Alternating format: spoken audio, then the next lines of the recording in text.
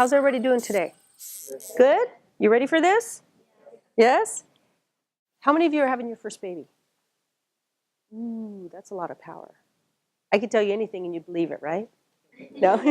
I'm Janice Burris, and this is prepared childbirth, not natural. Okay? Anytime you're delivered in a hospital setting, the minute they put an IV in your arm that has water in it, it's considered an invasive procedure. It doesn't even have to have medication in it. At that point, it's considered not natural. So prepared.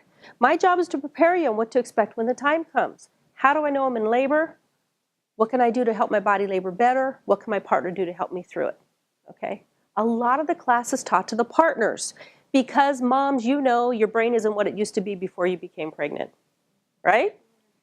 You've lost things, you've forgotten things. It's not your fault. You guys got little arguments. It's called pregnancy brain, okay? But because of that, some women forget what they've learned in class when they go into labor. Their brain just kind of flatlines. So it's okay for you to forget, but your partners are not allowed to forget. Okay, so look at them, turn to each other and say, you're not allowed to forget. Because she's going to look to you to be her rock. Some women can tell you what they want or need in labor. Oh, my back hurts, rub my back. Or my mouth is dry, give me ice chips. Other women, you ask them if they need ice chips, they look at you like you have a third eyeball in your head. They don't know what an ice chip is. So if that's the case, then partners, you have to offer her things, okay? And it won't take long to figure that out. Once you figure that out, it's easy. This is not rocket science, okay? Very basic stuff. You know this person sitting next to you better than anybody else. You know what makes her happy. You know what pushes buttons. Don't push buttons in labor. Women are very strong, and they can do damage. But I can tell you, in the 20 years I've been doing this, I've never seen anyone kicked, beaten up, or bitten. But I have heard a lot of language, okay? So partners, don't take it personally if she calls you something you've never heard her say in her life. It's the pain talking, okay? So hopefully by the time we're finished with our time together today, you'll feel a little bit more confident in what your bodies were made to do naturally. You'll feel more comfortable in the process, and you'll know what to expect when the time comes. So in a lot of that, alleviate your fears, and then you feel more comfortable going into the process of labor and birth. You're going to have things you're going to have to practice. You can't expect me to talk and have it all kick in when you go into labor. So you're going to have homework you're going to have to do. You're going to have to practice relaxation, and you're going to have to practice breathing. Relaxing is not an easy thing to do. We have very busy lives. We have to practice it. Okay? So you're going to have homework. And my goal for you is when that time comes, that morning, that evening, whenever you go into labor, you pick up your labor bag, you guys walk out the door. You know you've done everything to have a better labor and birth experience. More informed, more educational. And for me, I'm the type of person, the more I know, the better I am in a situation. I know what to expect either way. That way, it's not a surprise.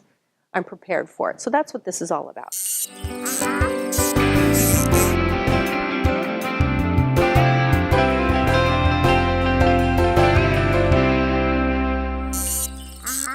A sagittal segment cut of what your body looked like prior to pregnancy. Okay? Here's the uterus. And the uterus was the size of a pear before you became pregnant. It sat down here. And by the end of the pregnancy, it's grown 500 times. It's the size of a watermelon. It's grown huge. Okay. Here's your bladder. All your internal organs are where they need to be. Okay? But things change. This is where you are now. Look at what's going on. Look at how high that baby is underneath the breasts, putting pressure on your lungs, on your diaphragm, making it difficult for you to breathe. Here is the cervix. That's the area that has to thin and dilate to deliver your baby. Here is the uterus, okay? Bladder, vagina, rectum, okay? Now, the placenta is up here, and typically it's here, here, or here, all right? This is the filtering organ. Everything you eat, drink, and ingest, even through your nose, goes through this to your baby, through the umbilical cord, and then waste products go back out again. This is the maternal side, okay? Here, here, here. And then the fetal side is much more vascular. You can see the veins there. So that's why it's important to know about your environment, cleaning products, secondhand smoke, those types of things, because they're finding a lot of toxins in cord blood. Okay, now, this is where you are here. One of the first physical changes that will happen as you come closer to the end of your pregnancy is this baby will drop, it will engage. It settles down into the pelvis. And you'll know this for two very specific reasons. Number one, the belly will be lower. You'll have a gap between your breasts and your belly. You'll be able to breathe a little bit better, eat a little bit better. So I'll show you what it looks like here. The difference between the two. This is before, this is after. Look at the difference. There's a gap there. But there's always a trade-off in life, right? Now you can eat better and breathe better. Look at the bladder. It's gone. You'll be so desperate you won't even go anywhere unless you know where the bathrooms are before you go. And the hard part is you got your key in the front door and you go and you're like, because you know there's a potty inside and you run and you go, oh, this little teeny amount of urine and you think, oh, I thought it was going to be a gallon. Nope, just a little bit. You wash your hands, you walk 3 feet down the hallway, you got to go back and again, there's so much pressure. Look at that baby's head right there, okay? So here's the bladder now compressed, here's the vagina, here's the rectum. Now, this chart shows some other things that are going on. Here's the round ligaments. This is why you get that pain that you're talking about when you roll over. They're attached from here to keep the growing uterus into place. And this one, look at where this one's attached to, back here. So as the more weight the baby puts on, the more tendency to have a lower backache. So like I said, we're going to learn some things today that will help with this backache and help with that pain. Now with this round ligament pain, be careful, like when you're rolling out of bed, roll very slowly. Sometimes you'll be sitting and then get up and like, oh, you feel the sharp pain, just kind of take your time, breathe through it, and usually it alleviates within a few seconds. But you have to be careful with how you handle your body, okay?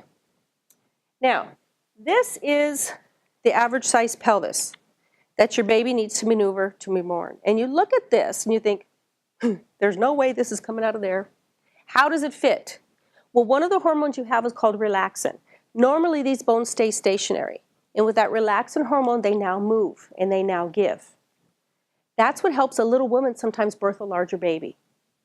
And there's no way of knowing ahead of time if your baby's too large for you. We'll know that in the process of labor if, one, you either stop dilating, or number two, you become fully dilated but the baby just doesn't come down, okay?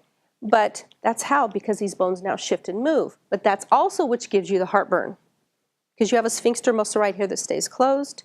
With that relaxin hormone, it now opens up and you get the reflex into your throat. Couple things. Don't lie down right after you eat. Eat smaller meals. You actually should all be eating every 2 to 3 hours something. Cheese, yogurt, fruit throughout your day, that type of thing. Don't lie down after you eat. Don't drink when you eat. And that's for anybody. We have digestive juices that help us digest our food. You eat a lot, you drink a lot, and I know for a lot of people, it's a habit. You have a fork in one hand and a cup in the other. You know, you're just doing that. So you actually should eat and then wait about 30 minutes and then drink. See if that helps. Sometimes milk will help, sometimes ice cream will help, sometimes a little bit of apple cider vinegar will help. Sometimes no matter what you do, you're still going to have it. But what you need to realize, like I said, it's all temporary, okay? It'll be gone when you give birth to your baby. So there's a light at the end of the tunnel. Typically, hands and feet swell a little bit, and that's okay. But a warning sign with swelling would be if your face blows up, if your hands blow up, if you have blurred vision, spots in front of your eyes, if you've been having headaches. This is not typical, okay? If you have any of these symptoms, call your doctor right away, because they're going to check you for preeclampsia. And we used to call that toxemia. Okay. A little bit of swelling is normal, like I said. Sit down, put your feet up, increase your fluids, that type of thing. But if you have any of those symptoms, call your doctor and they can check it out for you. As the baby settles in and engages down into the pelvis, they don't move as often. They're larger, the space is smaller, but the movements feel bigger. Boom, boom, whoa. You're like, oh my gosh.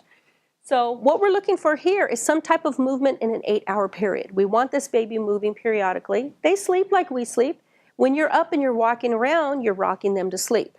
What happens when you're ready to lay down or go to bed? Ooh, they wake up. Mom, you stop moving.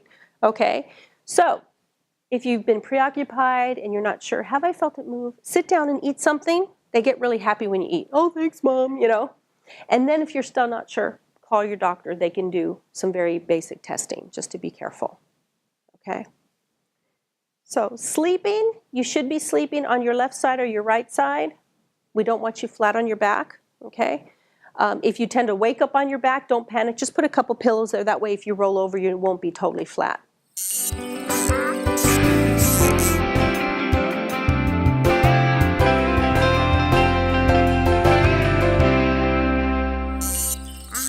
Some exercises to get you ready for pregnancy or delivery and all that type of stuff, because you know people have the misconception that if you're in good physical shape, you'll have a faster, easier labor and birth.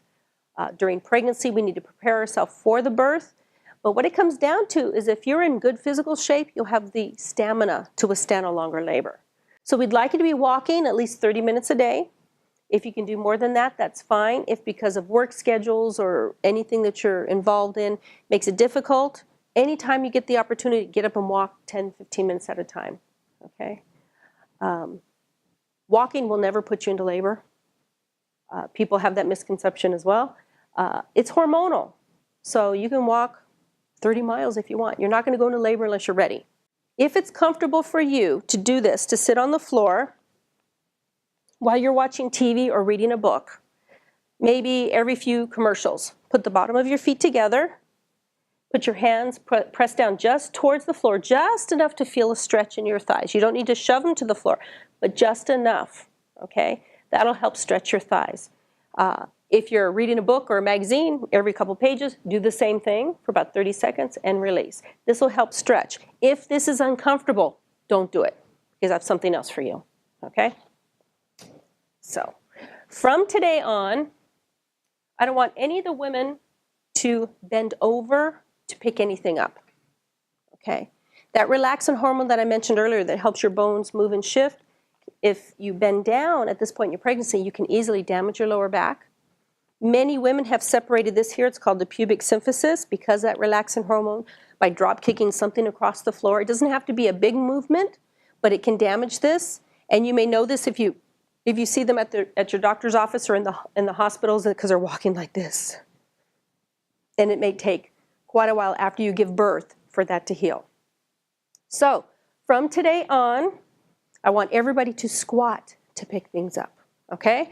You need to pick something up, you're going to squat to pick it up off the floor. If you're in the kitchen, you're going to squat to open the doors. If you're at work and you need to get anything lower, you're going to squat to do this. Because we want to protect your body. But there's another method to my madness. They're going to check for pelvic stations while you're in labor. And what that refers to is where this baby's head is compared to the pelvic outlet. You're fully dilated, you're 10 centimeters. If they say the baby's at 0 station, that's right here. That's even with that pelvic outlet, and that's a good start. If you're plus anything, that's even better. They may say +1, +2, +3. If that baby's +4, you have very little pushing you have to do, okay? But the issue comes if you're -1.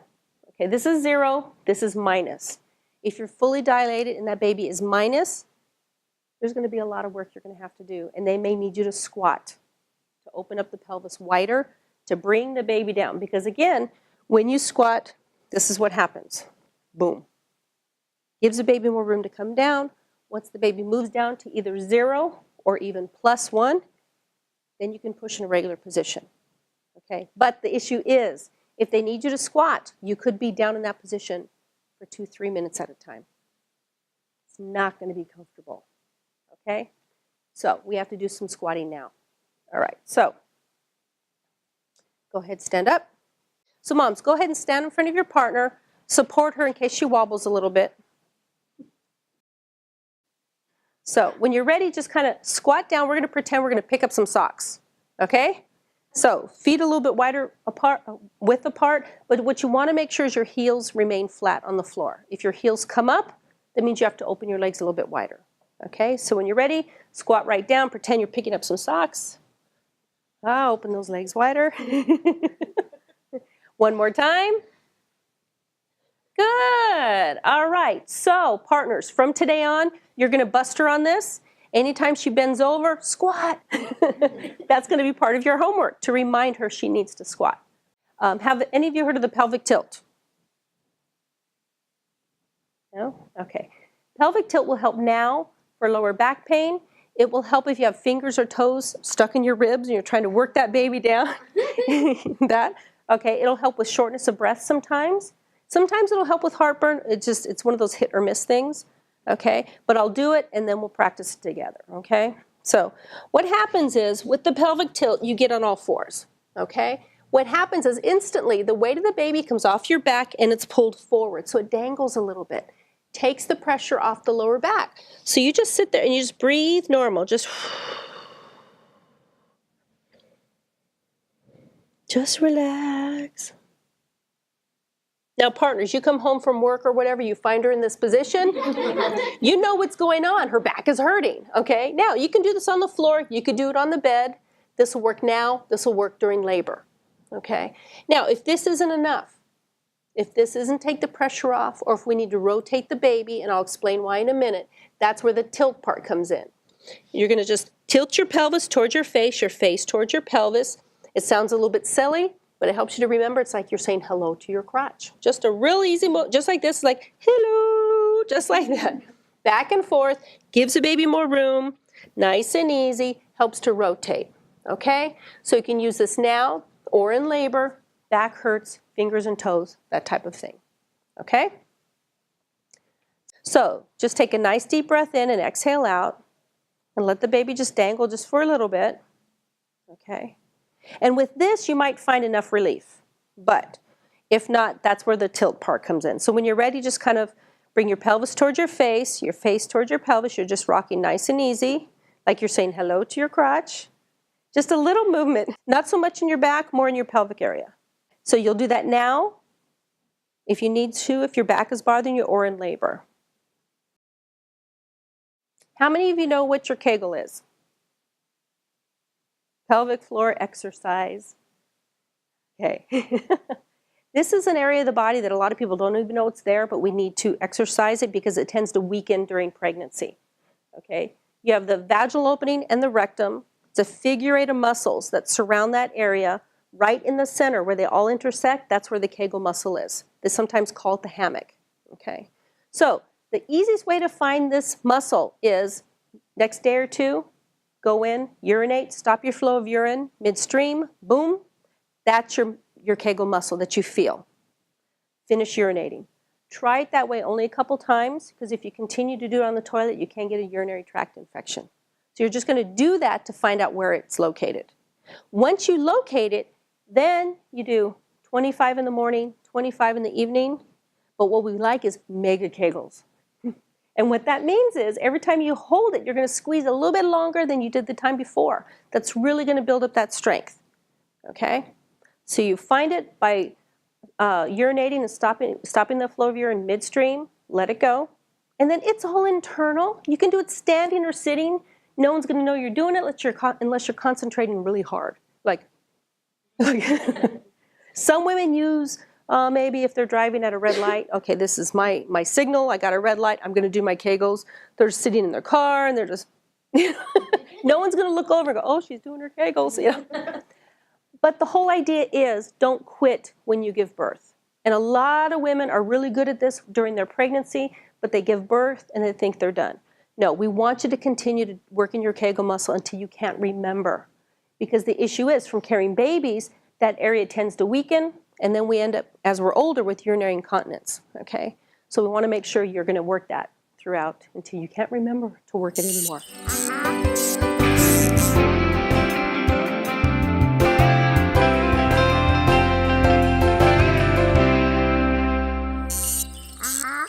Signs and symptoms of labor. First of all, we're going to break down labor. There's actually 4 stages of labor.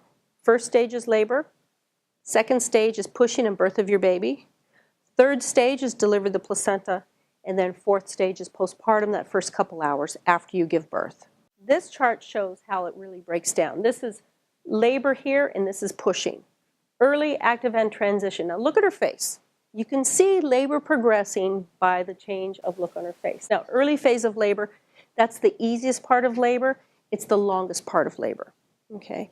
If you have the opportunity to speak to your mothers about their labor and birth experiences, ask them some questions about their first birth, because that's the one you want to focus on, because there is correlations with grandmothers, mothers, and daughters compared to their birthing outcomes, okay? Now, if you don't like the answers you get, I was in labor for 52 hours, then you ask more questions. Did you get up and walk around, or did you labor in bed? Okay. Did you go into labor spontaneously or was it induced? Because that does make a difference as well. And then what you learn in class and you apply it will make a difference on your labor and birth experience too. Okay.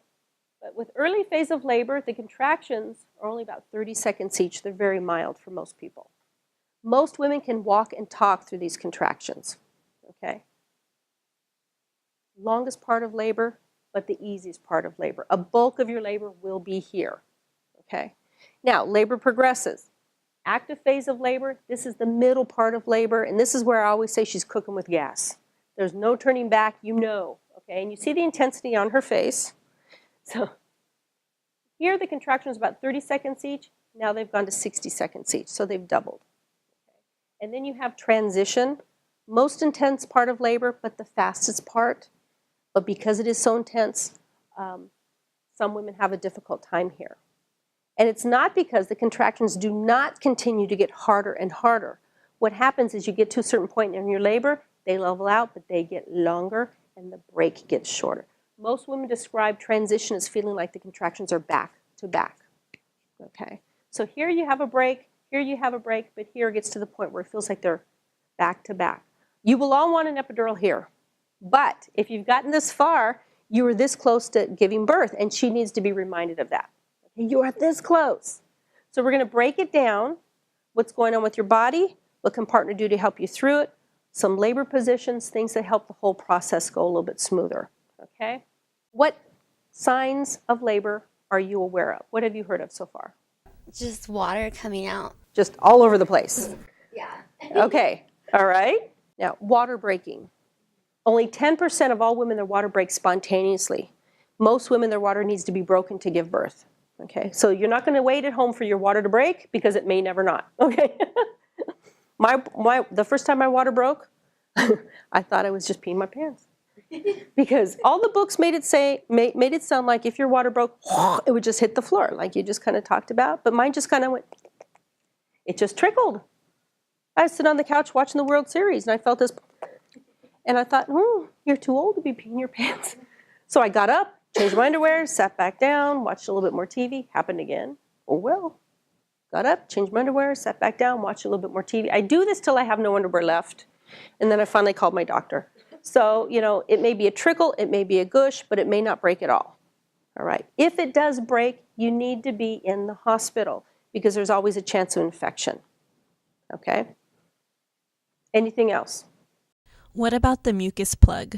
What have you heard about it? Well, I've just heard it, a friend just actually talked about it a couple days ago, that she was in the restroom and she went to wipe and then she saw this like gunky, bloody kind of substance come out and she started to freak out about it. And so she called a friend. She's like, oh, that's your mucus plug. So you'll be having your baby soon. So I just I assume that's part of labor and, what about it? Now, here you have the uterus. Here's the cervix, which is the neck of the uterus. This is the area that has to thin and dilate to deliver your baby. Okay, the mucus plug is up in there. It seals everything off. Okay, coming closer to your due date, your doctors will begin to do internal exams to find cervical change. Okay, and one of the things that happens when this cervix starts to soften, it will let that mucus go. Now, prior to pregnancy, if you ever were to feel your cervix, which most of us have not, it feels like the tip of your nose. When you're pregnant, it feels like your earlobe. When you're ready to go into labor, it gets like your lips. It gets soft and spongy. Okay, so that mucus is up in there. It seals it off. When it starts to soften, it can let that mucus go. You may see it, you may not. But just like she described, you go in the bathroom some morning, some evening, you do your business and you wipe, you're like, look, what is that?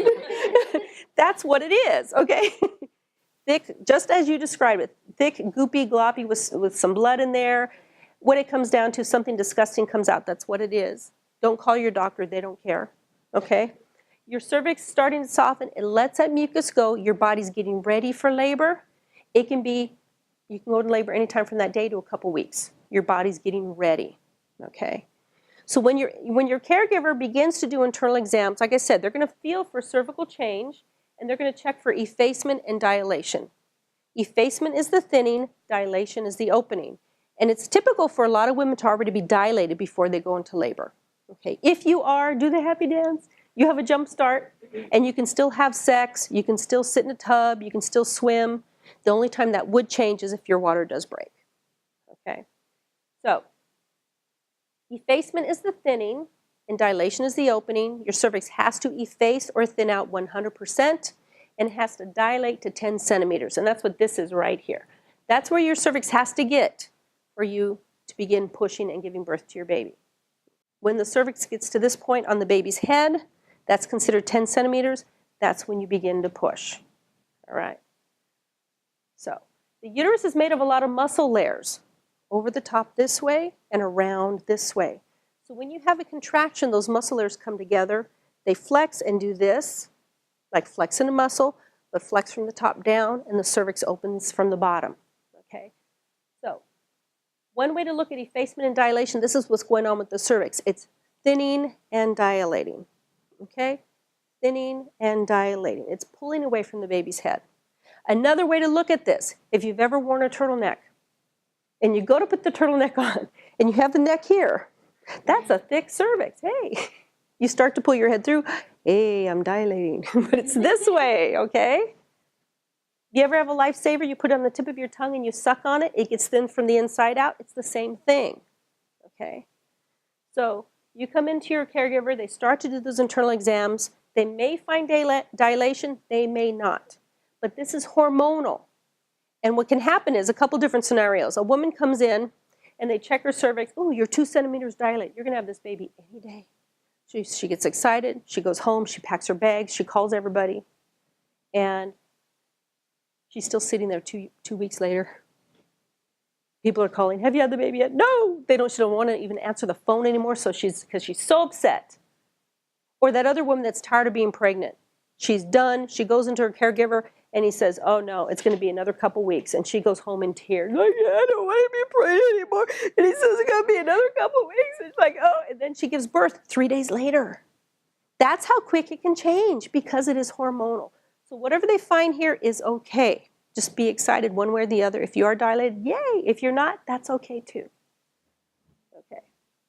So going back to if your water breaks. Okay, there's 4 things you need to remember because they're going to ask you these things when you come into the hospital if your water's broken, all right? And forgive me, I use the acronym TACO, so you're never going to think of tacos the same way ever again, but it helps you to remember. The T stands for time. What time did your water break? Because most caregivers will want you delivered within 24 hours. If you're not exactly sure, give them an estimate, okay? The A is the amount. Was it a trickle or was it a gush? Did it just kind of run down your leg or did it hit the floor? The C stands for color, and the color should be clear, or it's okay if it looks milky or whitish in tone because babies are covered with a coating called Vernex, and sometimes that comes out in the water. The colors we don't want to see is green or yellow because that means there's meconium in the water and the baby's had a bowel movement, okay? And that's an issue with pushing. We don't want the baby to ingest that in. And then O stands for odor. It has an odor all its own, but it's not a strong odor. If it is strong or smelly, that can mean infection. So the time, the amount, the color, and the odor. If it is broken, we don't want you in a tub and we don't want you having intercourse, okay? Just because there's always a chance of infection. Now, mucus plug is an indication of cervical change, but there's another situation called, in here when the cervix begins to change, it's called bloody show. And bloody show is indicative of labor because what happens is you have these little capillaries that break down and a little bit of blood here and there. You might see it in the toilet. You might, when you wipe, it's on your tissue, that type of thing. That's very normal. You are in labor, okay? And that increases a little bit throughout the process of labor. If you're in labor and we don't see a little bit of increase of that bloody show, then that tells us you're not really dilating. So we're going to look for that. Contractions. Did you know there's 3 types of contractions? One is Braxton Hicks. Those are called practice contractions. They're getting your body ready for labor. And then there's false labor and there's true labor. Okay? When your uterus contracts, like I mentioned, all those muscle layers come together, it pushes down, the cervix opens up from the bottom. Okay? But when you have that contraction, your belly kind of feels like a basketball that someone's pumping air into it. Oh, it gets really tight. And then it relaxes again. I always thought it was the baby going, because that's what it felt like, a big stretch and then a release, okay? When you experience that, take 2 fingers, push in right above your belly button. Now, if it's softer here, but firmer around the sides, it's a Braxton Hicks. Because remember, I mentioned the uterus contracts from the top down. Okay. If you push in the top of your belly, right above your belly button, and it feels hard like your forehead, it's a contraction. Okay. And typically with Braxton Hicks, you get up and walk, they stop. You drink some water, they stop. Any kind of change usually will make those end. But with contractions, if they are either false labor or true labor, no matter what you're doing, they're not going to stop. Do you know the difference between false labor and true labor contractions? False labor contractions can come any time of day, just sporadic throughout the day, the night.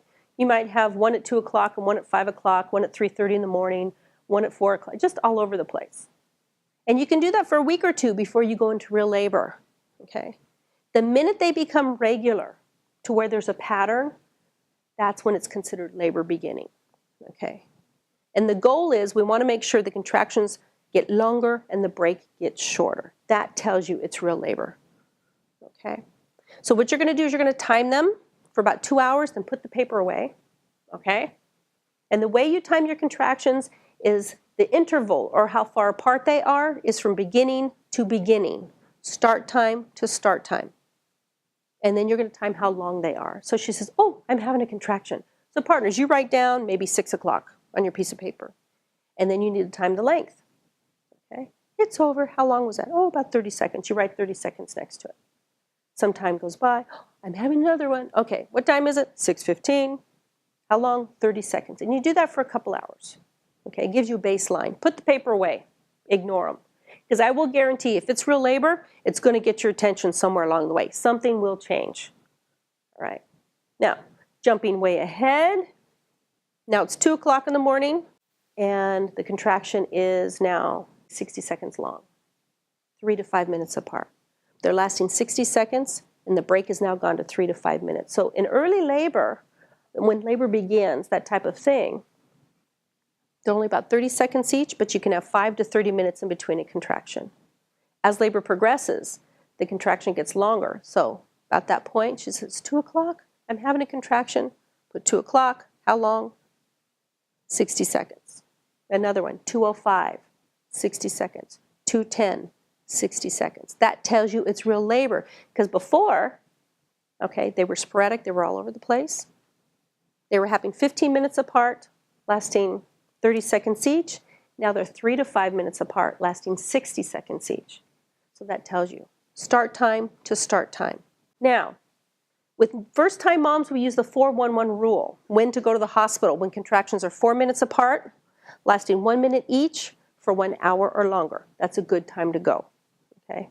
Or if your water breaks, anytime you go. You don't wait around. Okay? Collect your things. You don't have to panic, but collect your things, make your way to the hospital. The whole goal is to stay home as long as you feel comfortable being there. Okay? Now, second-time moms, we use a 10-minute rule because things can start to happen really quickly. If you wait till 4 minutes, forget it. You may be delivering at home. As a typical first-time mom, their labor is 14 hours. Okay? So, most of the time, almost you can guarantee your second labor be cut in half as the first one. So that's why we use the 10-minute rule. Okay. So Braxton Hicks are practice contractions, getting your body ready for labor. False labor contractions are working your way into labor, and then true labor contractions. And if you're not sure, is this what I'm feeling? Be assessed. Go to the hospital and have an assessment done. Okay? So we have contractions, mucus plug, bloody show. Okay, nesting urge is one of those bizarre things. She gets this burst of energy and she wants to clean everything. And maybe you get up at 2 o'clock in the morning, she's mopping the kitchen floor, or she wants to mow the lawn, or you have your baby shower and you wash everything and you fold it all nice and neat and you put it and you label all the drawers. It's like a squirrel collecting nuts for the winter. She's getting ready for the birth. She may not realize it, but it's coming. Some women feel it, some do not. Okay. And then pelvic pressure, like the baby's pushing down, you have pressure now, you're going to have a lot more pressure. Okay, so it increases. And then usually as you come closer to due date, your weight levels off, or you actually begin to lose weight, and that indicates you're ready to go into labor when you start to lose a little bit of weight. So all these things leading up to that point. Okay.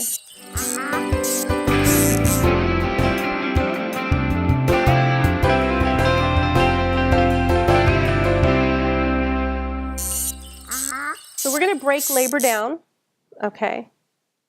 What's going on with your body? What can your partner do to help you through it? Okay, so early labor. Easiest part of labor, longest part of labor. Most women don't even need to breathe here. Their contractions are about 30 seconds each. On an average here, it says lasting 12 hours or more. It could be 2 hours, it could be 5, it could be 15. We don't know. The way you know, partners, she's still in early labor is her contractions about 30 seconds each, and she can walk and talk through them. Okay? So my suggestion to you is time the contractions for a couple hours and then put the paper away. Like I mentioned earlier, if it is real labor, it will get your attention. All right, so, you know, I am in labor. What should I be doing? First of all, eat lightly. Because right now your digestion is cut in half. When you go into labor, it pretty much stalls. Okay, so what are you going to eat when you're in labor at the hospital? What do they give you? Do you know? Ice chips. You might get a popsicle. You might get an icy cup or, you know, Jell-O. Woohoo! And the reason being is, you know, in a hospital setting, in the back of their head, they're saying, you know, this labor may end in a cesarean birth, and we cannot have food in your stomach. Okay? So when you're at home and you're laboring at home, you're going to eat lightly. 2 foods I suggest you stay away from would be cheese and then foods with an acid base like tomato sauce, orange juice, salsa, that type of thing. So what do you think you will be eating? Whatever sounds good, okay? But just don't eat a lot of it. Eat a little bit, wait a few hours, eat a little bit more. Stay well hydrated. Gatorade, Powerade, vitamin water, juice, tea, ginger ale, that type of thing, but little sips. Don't guzzle anything because it can come back up, okay? I had a woman that called me and she says, I'm in labor. I said, have you eaten? She says, no. Should I? Yes, eat something light. What does she do? She goes to a restaurant and has this mega burrito. Don't do that to yourself and the other people in the room, okay? It's not fun. So eat whatever sounds good, just little bits. Okay? So in early labor, the contractions are only about 30 seconds each, anywhere from 5 to 30 minutes apart, and on an average 8 to 12 hours. Okay? Could be more, could be less. Now the first time mom, it takes you the longest to dilate to 5 centimeters. Once you dilate to 5 centimeters, the dilation speeds up. Labor gets faster. Okay? Once the cervix is thinned out all the way, 100%, the dilation speeds up. So there's a lot of different factors there, okay? So in early labor, like I said, she's in a pretty good mood. The contractions are very mild, about 30 seconds each. So you eat lightly. If it's during the day, do something fun. Go shopping, you know, go to the movies, rent some movies. You want to preoccupy yourself because this is a long phase of labor. The last thing you want to do is be sitting there going, I'm in labor. But it doesn't hurt. What's the big deal? You know, that type. It will drive you crazy. So you want to stay preoccupied. Go for walks. Walk around your neighborhood. Go to the mall. That type of thing. Okay? And people say, well, what if I'm in a store and my water breaks? They'll clean it up. It's not that big a deal. Okay? If it's at nighttime, try to sleep. Because, and I know that sounds bizarre, but these contractions are very mild. And some women can sleep through them. But it's usually your adrenaline that keeps you awake. Okay, because you're nervous. Maybe you're at home with a family member or friend and your partner's at work. And people say, well, when do I call them to come home? Well, partners, for her, if it's an emotional thing, if she needs you there for emotional support, you come whenever she says, please come home. Okay? Now, if she's comfortable with someone being at home with her, and maybe you have a 2-hour commute, depending on what freeway you're on, and it takes you 2 hours to get home, if her contractions are 10 to 15 minutes apart, you have plenty of time to get to her. Okay? Don't rush, don't get a ticket, don't get yourself hurt. They drop down to 10 minutes apart, make your way home, but as a warning, you could still be sitting with her there 8 hours later before you even go to the hospital. Because that's the hardest part about this whole thing. We don't know when we're going to go into labor, and we don't know how long it's going to last. And I think that's what freaks people out the most. If there were a standard to make it easy, you come into the hospital at 10, you have your baby by 2. Mystery's gone. But it doesn't work that way. Everybody's different. So basically, eat lightly, stay busy, do something fun if it's during the day. If it's at nighttime, try to rest. Now emotionally, how do you think you guys are going to be at this point? Happy, sad, freaked out, anxious, relieved? Woo, we're having a baby. Oh, we're having a baby. crud. You know, it's like that type of woohoo, because most people just want to survive labor and birth, but then you do realize they make you take the baby home. What do you do with it the next 20 years? This is a day or two out of your life. It's the next 20 years or so that can be scary. So whatever you're experiencing is going to be normal. If you're, if you're nervous, if you're frightened, that's okay. Laughing and crying are both really good ways to rid your body of tension. So don't judge each other. If you're partners, if you're nervous, tell her it's okay, but you're going to get her through. Moms, it's okay to be nervous too, because it's an emotional roller coaster at this point. So basically here, you eat lightly, time your contractions for a couple hours, put the paper away, and then just either do something fun or take a nap. Take it easy. You don't want to do too much in early labor because you need to reserve your energy for later. What comes to your head when I say the word contraction? Sharp pains. Sharp pains? Yeah, kind of. I would associate that with a contraction, but I wouldn't really know. Okay. An emotional roller coaster. An emotional roller coaster. Like a really intense period cramp. All of the above, okay? And that's the unusual thing about contractions as well, because if you ask 10 women what they feel like, you will get 10 different answers. You have two groups of women, that one that says, I cannot stand pain, and the other one that says, yeah, it hurt, but it wasn't that big a deal. Why is that the reason? It's because it has a lot to do with perception going into labor. What is your mindset going into labor? Okay, and the whole idea is to alleviate a lot of your fears at this point. That way you know what's normal, what's expected, and a lot of times what happens is that decreases a lot of your discomfort. Okay? Because one of the things you need to realize is in labor, every time you tense muscle groups, it increases your pain and slows labor down. No one says, give me a longer labor. Hopefully, we want to reduce your discomfort and help your body labor better.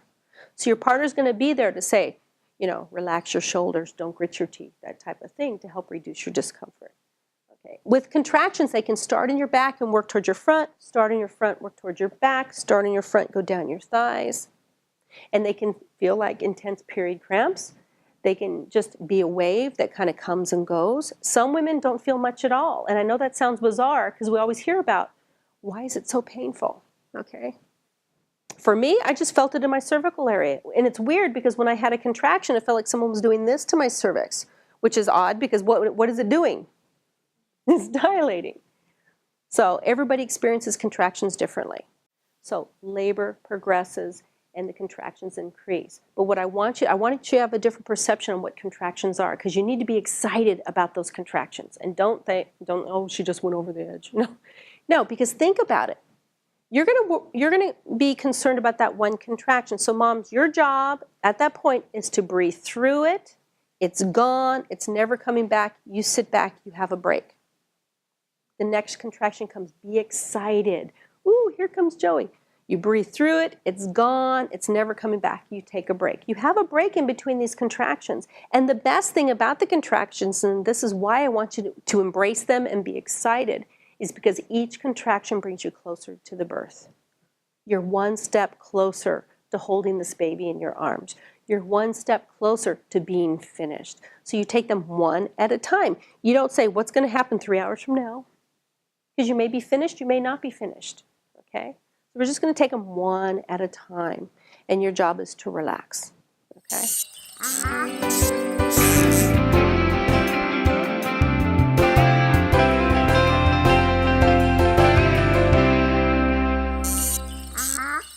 All right, active labor, things change quite a bit. Look at her face. Here she's dilating from 0 to 3 centimeters. You get into active phase of labor, she's now dilating from 4 to 7. Big change. Contraction has now doubled. It was 30, now it's 60 seconds long. You had 5 to 30 minutes apart in between in early labor. Now they're 3 to 5 minutes apart. So the workload is increasing. She can become less talkative, quieter, preoccupied with her contractions, which means she now has to breathe. She doesn't have a choice.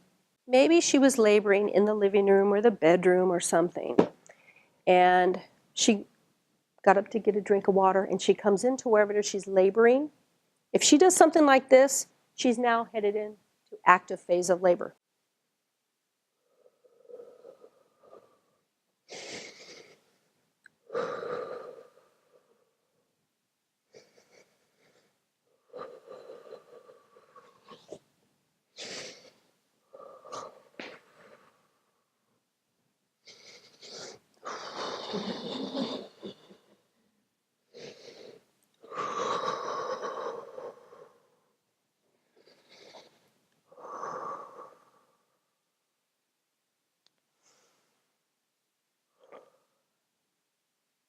Okay, I'm all right.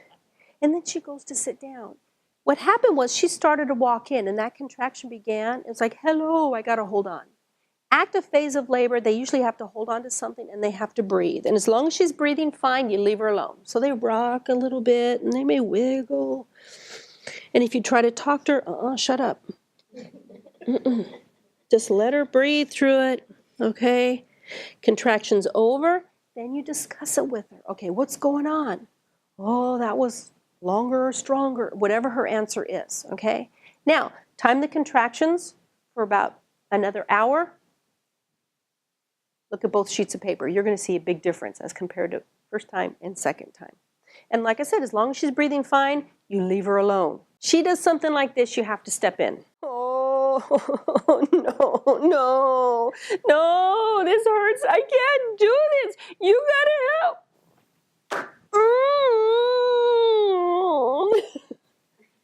You gotta step in and you gotta help her. Because if she's crying, she's not what? Breathing.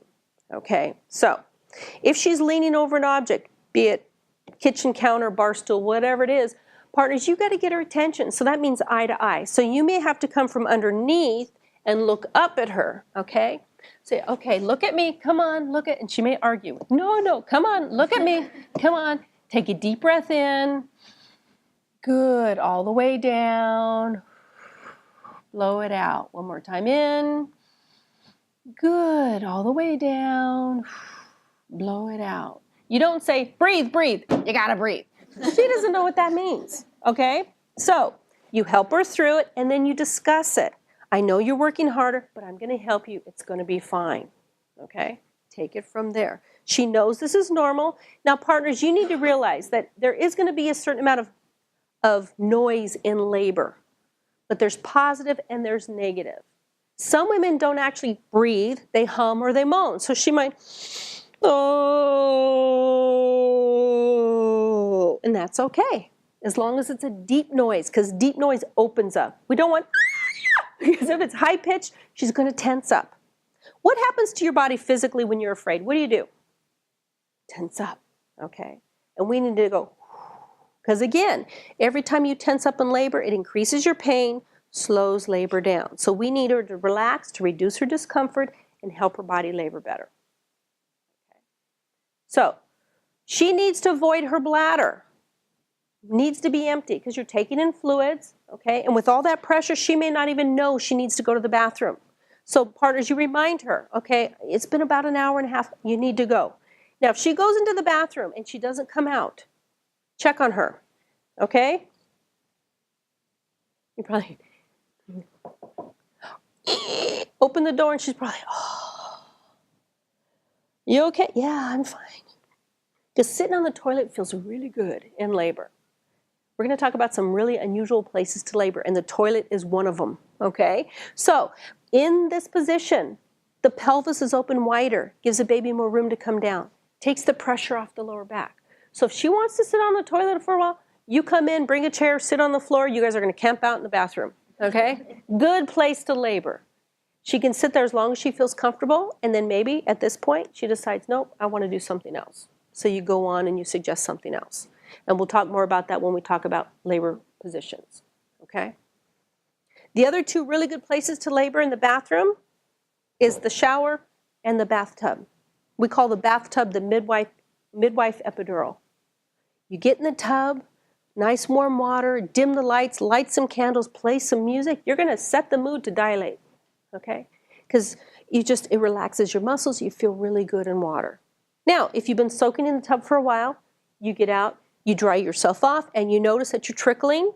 Now, obviously, your water has broken in the tub. Get yourself together, make your way to the hospital, and then let your caregiver know that my water broke while I was in the tub. And they'll just watch you for infection, okay? The other place is the shower. Now, if you have a shower with a handheld shower head, and you have that little seat in your shower, if she's sitting there like this, aim it at her belly during the contractions. Contraction ends, hose her off so she doesn't catch a chill.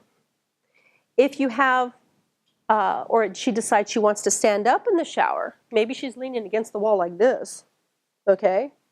Aim it right at her lower back during the contraction. decreases the senses to the brain, decreases her discomfort, helps her labor better. And then when the contraction's over, you hose her off so she doesn't catch a chill. Okay. So if you think when you get to the hospital you may want to use the tub or whatever, she'll be in the tub by herself, but if she's in the shower, partners, you might want to bring a bathing suit or something because, you know, the nurse will be in and out. Now, if you want to get in there with her naked, they're not going to care, but you may be seen, so that's up to you. Doesn't matter. But at home, toilet, tub, and shower, really good places to labor. Okay? So make sure she empties her bladder, alternate rest with activity, change positions often, and then rupture of membranes, it may break, it may not. Again, very small chance, but if it does, you'll be aware of it. So partners, your job is to see to her physical and emotional needs when the contraction ends, okay? Never talk to her during a contraction unless you're helping her to breathe because it can be very distracting. Same thing, if you have family members or friends, they're either home or at the hospital, tell them, please don't talk. It can be very distracting. So when the contraction ends, I look at this time, 3 to 5 minutes, as a little mini NASCAR pit stop. You have only so much time before she goes around another lap, okay? So then you're going to ask her, okay, would you like some chapstick or do you need some water? Okay, do you want me to rub your back? That's when you communicate with her. Contraction begins, let her breathe through it. Contraction ends. Now, if she's one of those women that doesn't know what they need or want, that makes it more difficult. So you have to offer her things, okay? You got to remember, okay, it's been a few contractions. Maybe her mouth is dry. Maybe she needs some ice chips. Or maybe she's been sitting for a while. Would you like to take a walk? That type of thing. Okay. That's when you have that time to communicate. So when the contraction ends, not during. Now, again, women labor differently. You can have women that sit there, they kind of go into their own little world during their contraction. Some women labor with their eyes open, some labor with their eyes closed. Now, some women will use a focal point, and that is an object or a picture that she can stare at to put her energy into. Partners, if you see her do this, she's found a focal point. She's got a fixed stare on something. If she does that, don't jump in front of her. She's using that object to put her energy into. It can be a number on a clock, crack in the ceiling, dust on the carpet. It may be you with her eye to eye. So some women will need that to help them focus their energy into to get them through their contractions. And they may do what is called effleurage, which is fingertip massage. So contraction begins, she becomes very internal.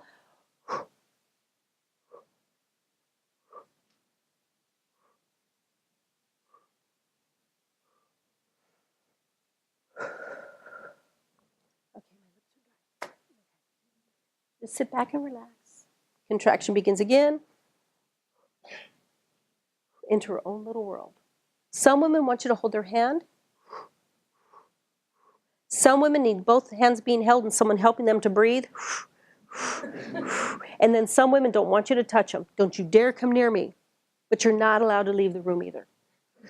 Okay, so that means you sit right there. Partners, kind of wait for her to go through the contraction. Contraction ends. You come over to her. You ask her what she needs. You sit back down when the contraction begins again. And I know that's difficult being a partner because you want to hold, you want to touch, you want to help her. But if you keep coming at her and she doesn't want you to, what's going to happen?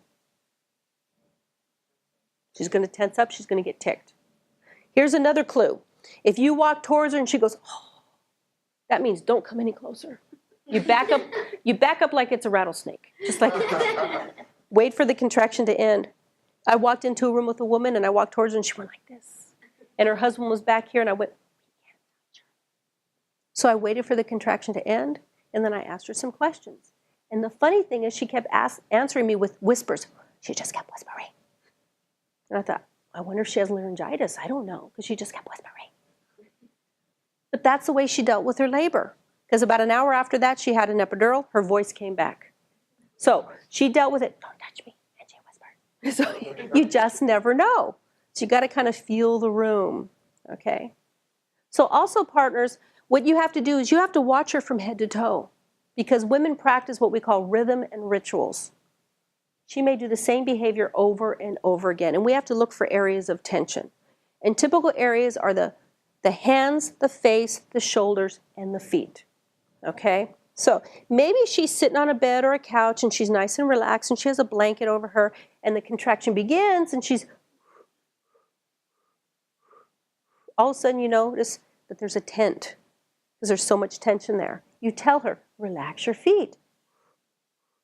Good. If they stay up, don't tickle them, okay? Just kind of rub them. That reminds her to drop them down. Hands, whatever she's sitting on, blankets, cushions, pillows, they have a tendency to grip. And we don't want her to grip because that increases her pain. So you don't have to say anything if she's, in that sense where she allows you to touch her. Pick up the hand, bring it towards you, and stretch the fingers out. Rub the top of her hand with her breathing rhythm. If it's a slow rhythm, you rub slowly. Okay, so be like, contraction ends, you set it down. Now the fun thing about this is after you do that a few times, she'll stop gripping and she'll want you to hold her hand. Okay. Same thing with her breathing rhythm with her back. If you're rubbing her back, if she's breathing slowly, you want to do this. You don't want to be going like this. Okay. It's with her rhythm. Shoulders. Now, she can be sitting nice and relaxed, maybe on the birth ball or a chair or the toilet, but contraction begins and all of a sudden, you say, relax your shoulders. Good. If they stay up, just take her hands down in her lap, boom, and they drop. Now, this will sound bizarre, but it's true. There's a direct correlation with here and here. If her face is relaxed and she's breathing, she's going to dilate. If it's tense, what's happening? So you say, relax your face. Good. If it stays tense, take your fingertips on her forehead and do this down her face to relax her face and drop her jaw. Boom. Okay. So you watch her from head to toe. Contraction ends. That's when you offer her ice chips, chapstick, anything physical that she may need. Suggest she change positions. Okay? And moms, your whole job is to sit back, relax, and breathe. So partners, offer ice chips, back rub, stroke, massage, counter pressure, hot packs, cold packs, because if she's having back pain, her contractions she's feeling them in her back. And we're going to go over a little bit more about that in a little while, okay?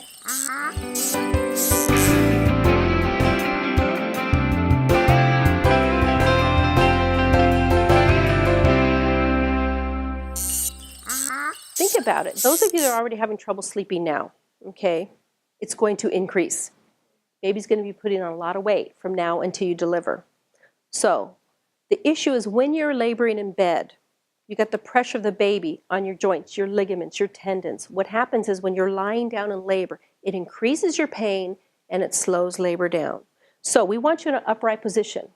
Walking, standing, moving, rocking chair. Anytime you're in an upright position, you've got gravity helping to bring the baby down, putting pressure on the cervix. It helps you to dilate.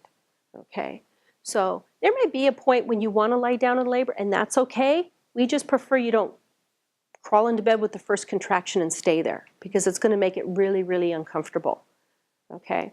So changing positions often.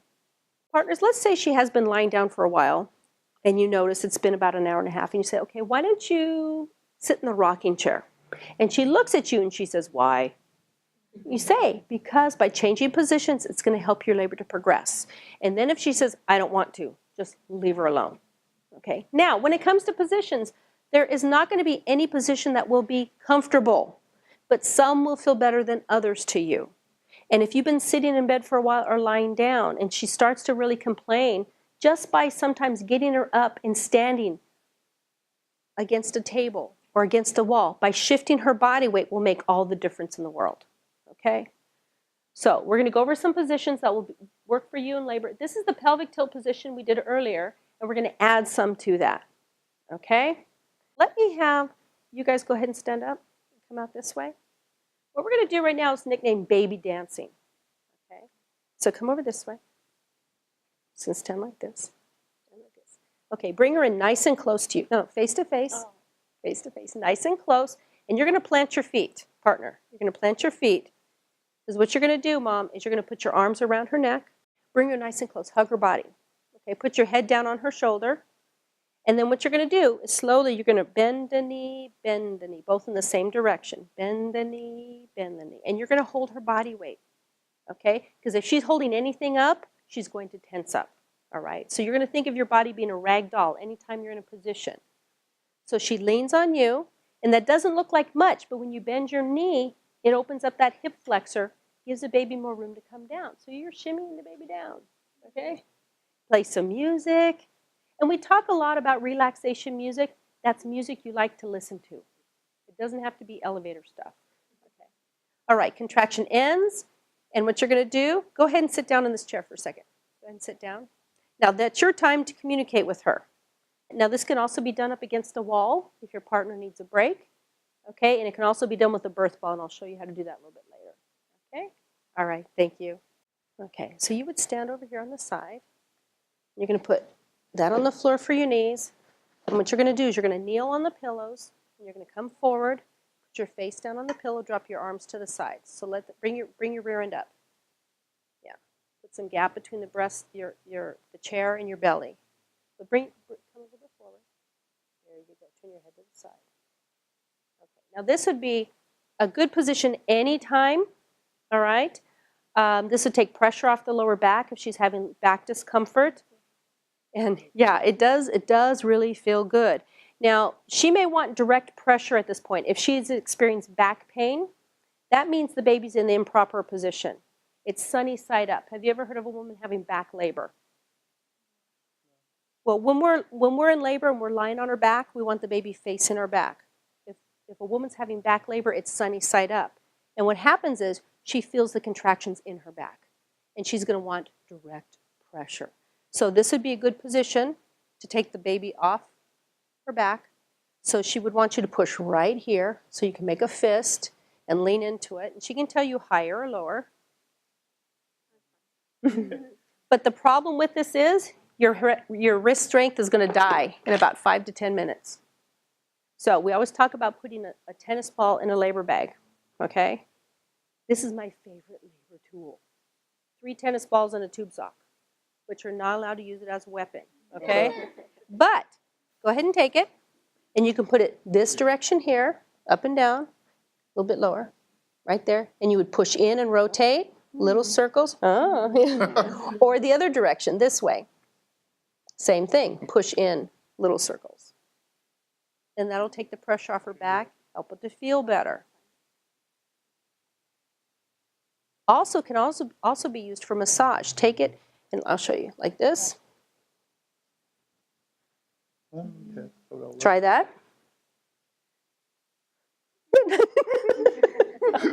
You're tickled. Start just right here. Just use it in that segment. Just roll up and roll back. And then the other side.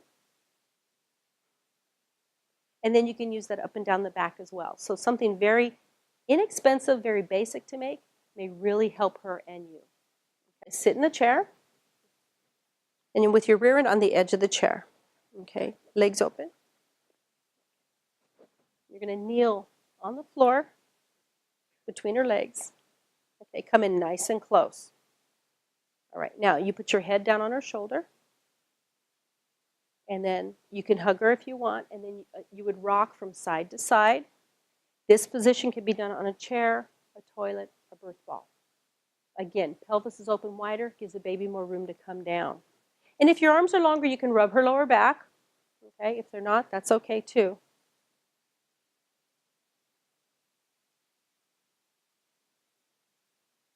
And then once the contraction's over, you kind of scoot back on the chair. And then what are you going to offer her?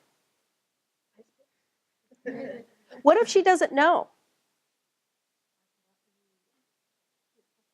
There you go. You want some ice cream? And here's a clue: don't shovel them in like a snow cone. Okay, one scoop about every couple of contractions is good. All right. Okay. Thank you. I'm going to put one pillow here. Put one pillow like this. Okay. I'm going to put your head down, face to the side.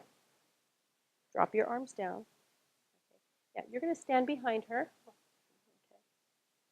All right. Now this is a little mini version of a massage technique. You You can add anything you want, but I'm just going to go through it really quickly. But to do it in the real world, 2 to 3 minutes per phase, okay? So nice big hands. You're going to do nice big circles on her shoulder blades. Nice and firm. And she can tell you firmer or lighter. Just like that. Okay? So you would do this for about 2-3 minutes. And then you swirl the fingertips. Take your fingertips and swirl them on her back. Now, if they're ticklish, you can avoid some of these things that may, because she's not going to relax if she's ticklish, okay? So that'd be a couple minutes there. Now, take your fingertips up here, and you're going to tap, tap, tap, tap, tap down the back, really nice and light, like raindrops. And then when you get to the base of the spine, stop there, come back to the top, and then work your way down.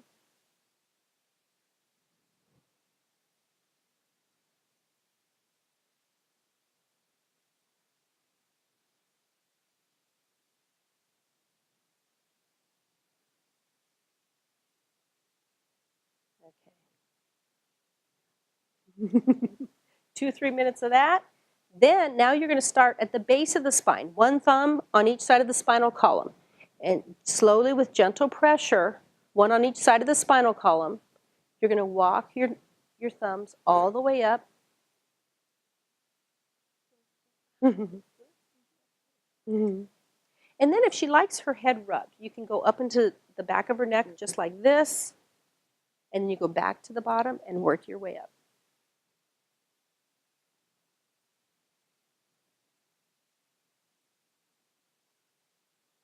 Start at the base and work your way up. There you go.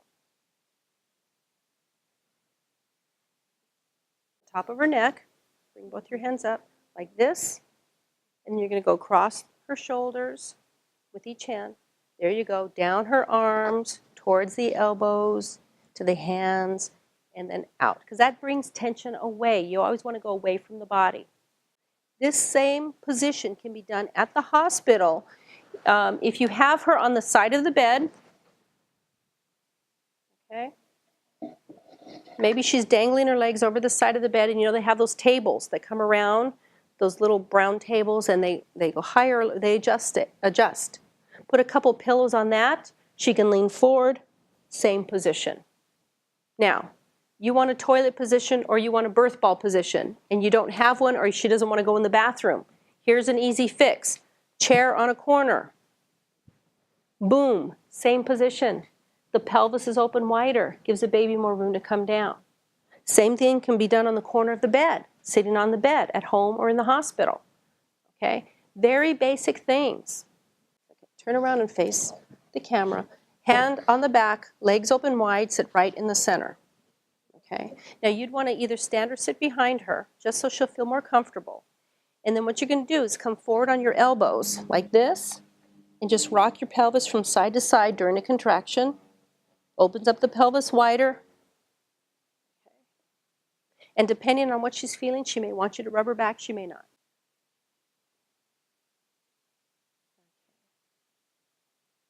And then contraction ends, and then you sit back up. Now, as a labor continues, they get really hot, but they don't know, and she may want a cool washcloth. If she's sitting there with her eyes closed, don't just slap it on her face, okay? Tell her what you're doing. I'm going to wipe your face and put it right here, along her neck, along her back. Gives her energy for a few more contractions. So maybe she's gone a few contractions and you know she's looking a little bit warm. Just offer that to her as well. Okay? Go ahead. I want to try what we did with the chair with the pelvic tilt position. Okay. So what you're going to do is you're going to get on your knees. Okay? And you're going to roll forward. You want to come around this way? You're going to roll forward and hug the ball. Okay? And put your head down to the side. Nice and comfortable. And then just like that, what happens is a lot of times a woman will sit still until she has a contraction. And that's when she'll start to either roll up and down, like that, or from side to side. And to me, that's really comfortable. It's a real good support system for your body. Because again, it's absorbing all her body weight, so she doesn't have to hold her body up. Now, if your partner needs a break, if they're tired and you have a birth ball, here's a fix. You can put it on a table, put it on a bed. Moms, you lean into the birth ball, all your body weight supports it, just like this.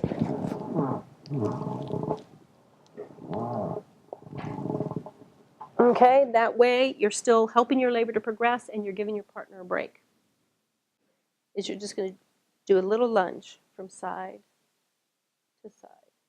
Just a little bit of a lunge. You don't have to put a lot of effort into it. Takes the pressure off her back. She's still in an upright position and it feels really good, and that way she can continue to labor. And you just stay right there. That way if she needs you for anything, she'll feel a little bit more comfortable. How's it feel? I like it, yeah. Normally we want the baby facing her back. This is called anterior position. Okay? When a woman is having back labor, that means she's feeling all the contractions in her back and not the front. The baby's head is sunny side up, putting pressure on that area of the body. So what happens in this position is you have these really long contractions, very intense contractions, very little break, but the problem is very little progress. So partners, the first thing you want to do is, if she's complaining about this, is pelvic tilt position that we did earlier, birth ball position, toilet, tub, shower. This next thing is one of those things that will help with back pain now or in labor. It'll really help with this position. It's called the double hip squeeze. Does anyone have back pain right now? Okay, come on up. I'll have you come up. What I want you to do is I want you to stand like this, legs just a little bit bent. You never want to lock your knees. You're going to stand behind her. Okay. Now you're going to come down on one foot. There you go. Now this area of the back, right here, she doesn't really have much, but a lot of women have what is called a muffin top right there. So what I want you to do is I want to take your hands like this, one on one side, one on the other. Okay, don't squeeze yet. What happens in that position? We're putting pressure on this area of the pelvis. We're going to push in about 1/2 inch and lift up towards the ceiling. Don't do it yet, okay? Opens up the pelvis, takes the pressure off the lower back, and if you're in the right spot, one of two responses. Either she says nothing and she just smiles, or she's like, oh. And what you're going to do is you're going to hold it for about 20 seconds and then release pressure. 20 seconds and then release pressure. And you're going to do this, and this stands for all the partners in here. You do this until she says, okay, it feels better, you can stop now.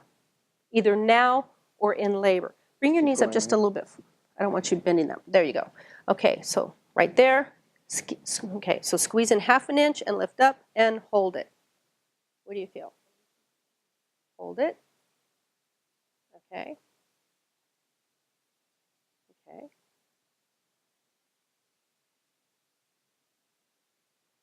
So you hold it for about 20 seconds and then release.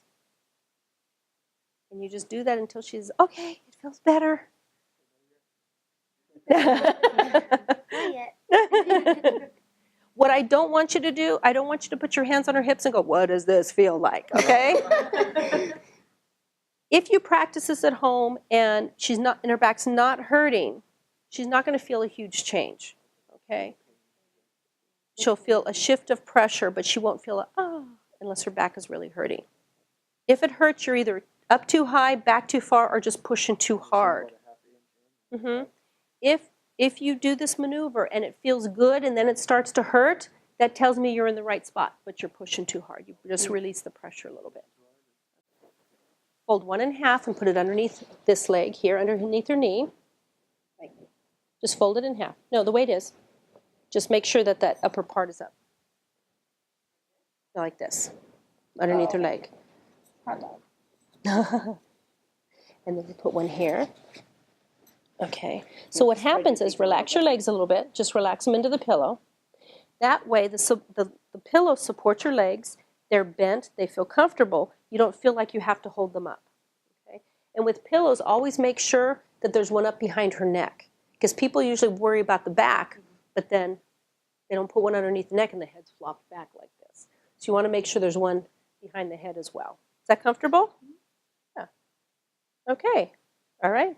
You want to give her a pillow or two underneath her head.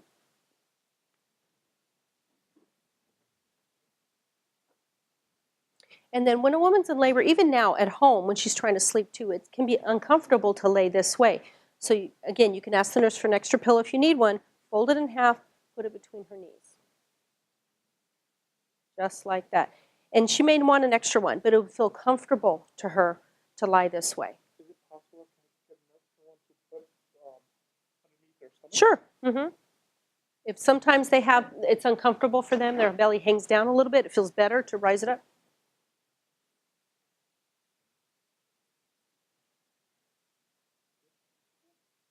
Your head looks like it's slumping. You could, there you go, double it up. Okay, take a nap. Some other options that may be used in labor to help reduce back pain or stress would be some of the things we have on the table. I referred to the tennis balls earlier. These are also some things that you can try. This would be a back massager that you can use on the lower back or on the shoulders. This is a sphere ball. Nice and comfortable, it just kind of rolls, and you want to use enough pressure to where it doesn't tickle. Other wooden massagers, we call this Mr. Happy, or this one here, again, gentle pressure to relieve stress but not to cause pain. Here we have a rice bag, and a rice bag is something you can make very easily at home. It's a 2-pounder bag of rice you get from your grocery store. Open it up, put it in a bowl, 3 to 4 drops of an essential oil for aromatherapy. It could be lavender. That helps to reduce stress, reduces headaches, helps her to relax, calm down. 3 to 4 drops, stir it up really well, pour it into the sock, and tie a knot. Now, what you do, you put this in your microwave, test it, 2 to 3, 3 to 4 minutes. It'll stay hot for almost 2 hours. If you bring it with you to the hospital, all nursing units have a microwave, so they can do that. It may not feel that warm on the outside, but the heat radiates. So you might want a thin towel, a kitchen towel, or get a towel from the nurse to protect your skin. It can be used on the lower back, on the shoulders, on the tummy, anywhere she needs relief. And it serves the aromatherapy part. Why would we put oil in here? Because when it heats up, it will smell like rice. And some women are very sensitive to odors. She may not like the smell, or she may want some. So we put that in there to reduce her stress and help her to relax a little bit further.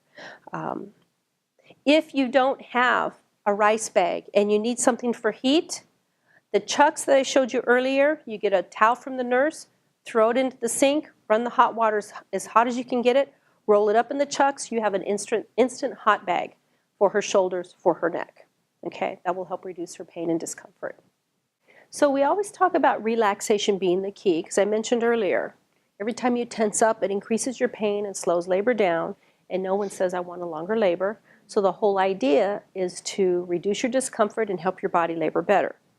Now with the breathing techniques, why do you think we have a few different breathing techniques? No 2 techniques work for any 2 women.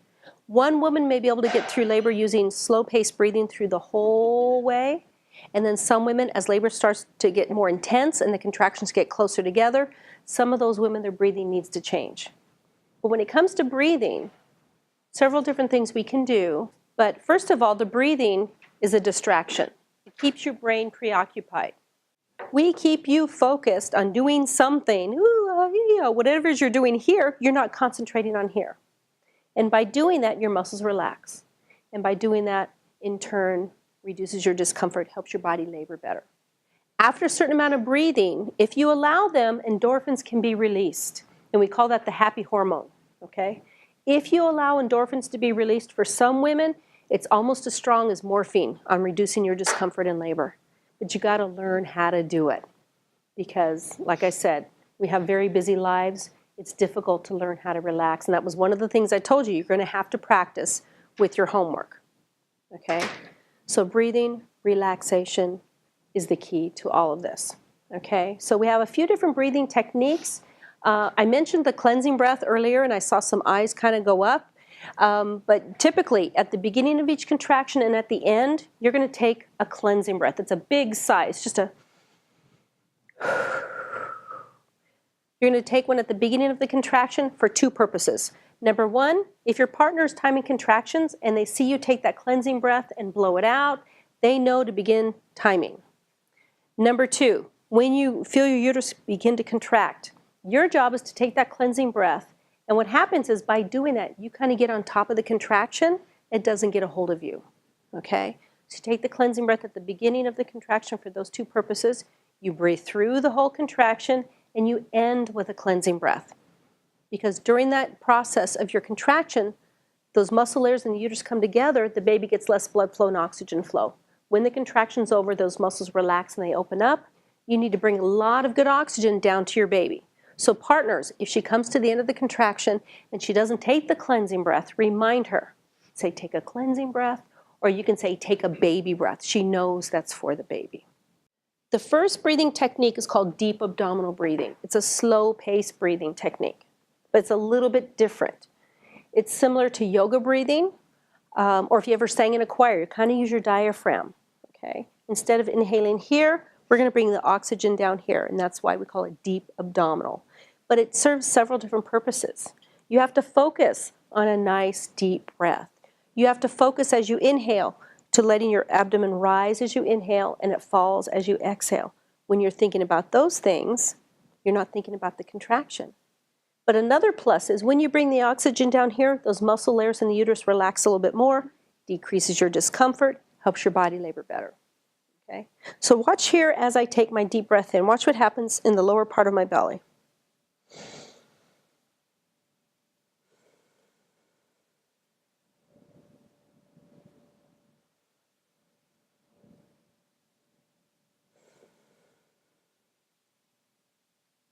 Rises as I inhale,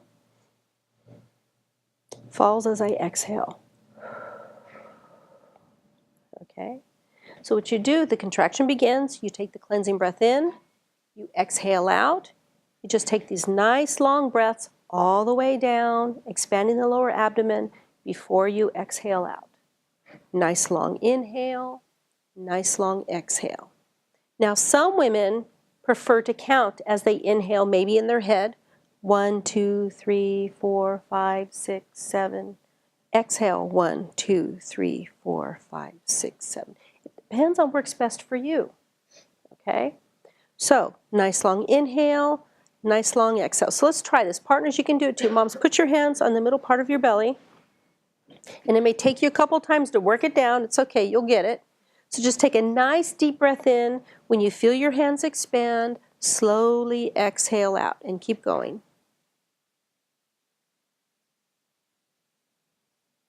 Just focus on a nice deep breath. You want to feel your hands expand just a little bit.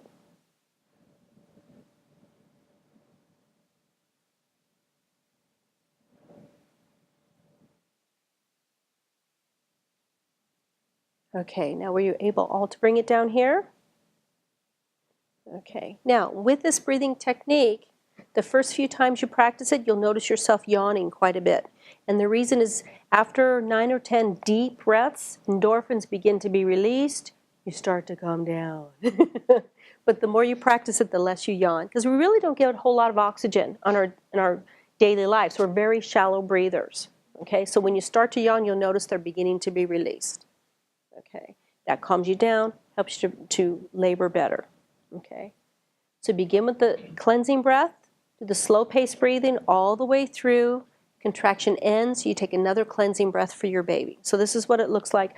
I keep my eyes open for this, or closed for this. Some women labor with their eyes open, some labor with their eyes closed. Okay, in your nose, out your nose, in your nose, out your mouth. It's up to you. It's what feels comfortable to you. Because a lot of women have stuffy sinus passages. And if I say you have to breathe through your nose, and the time comes and you go, what's going to happen? Okay, so what's feel natural to you at the time? Okay, so.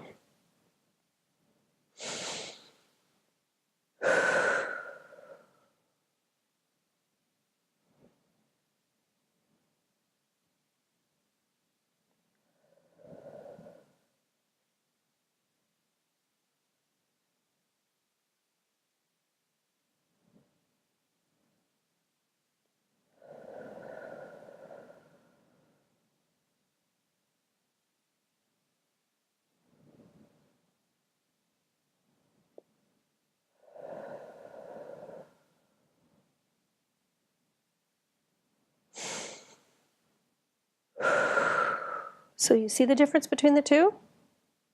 Cleansing breath, inhale out. Just take the nice long deep breaths all the way down. expanding the lower abdomen before you exhale out. And you do that through the whole contraction. Contraction ends, and then another cleansing breath for your baby. Okay? This is the one that I would encourage you to begin with and use it as long as it works because it's easy, it uses the least amount of energy, but it promotes the most relaxation.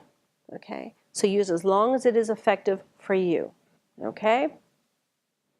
Partners, what would be an indication to you that the slow-paced breathing is no longer working? When she's still moving around, irritated, pushing, punching.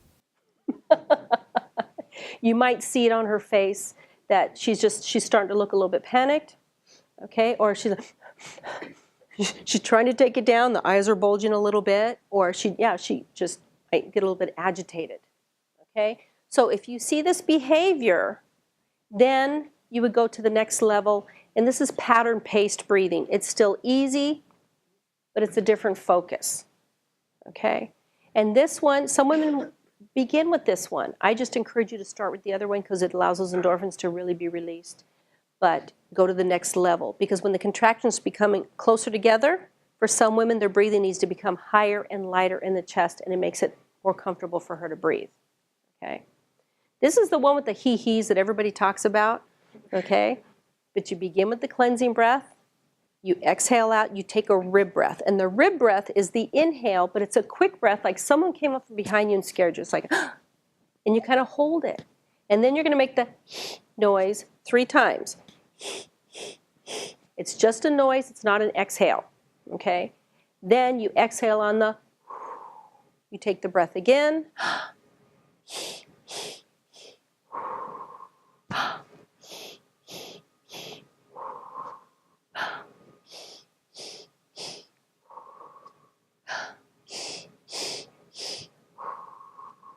And you do that the length of the contraction. Contraction ends. You take another cleansing breath. Okay? Now, if you practice this technique and you feel like you're getting lightheaded, it usually indicates you're exhaling on the hees. And if you do this, you have not much to give when the time comes to exhale. It's like taking all the oxygen out of a balloon. It's like going, you have nothing left. Okay? So remember, the rib breath is the inhale. You're holding your breath, making the noise. The outward noise is you exhale on the, okay? So I'll do it once again. We can practice it all together, okay? So contraction has begun. You take your cleansing breath in. When you're ready, blow it out. You take your rib breath and begin.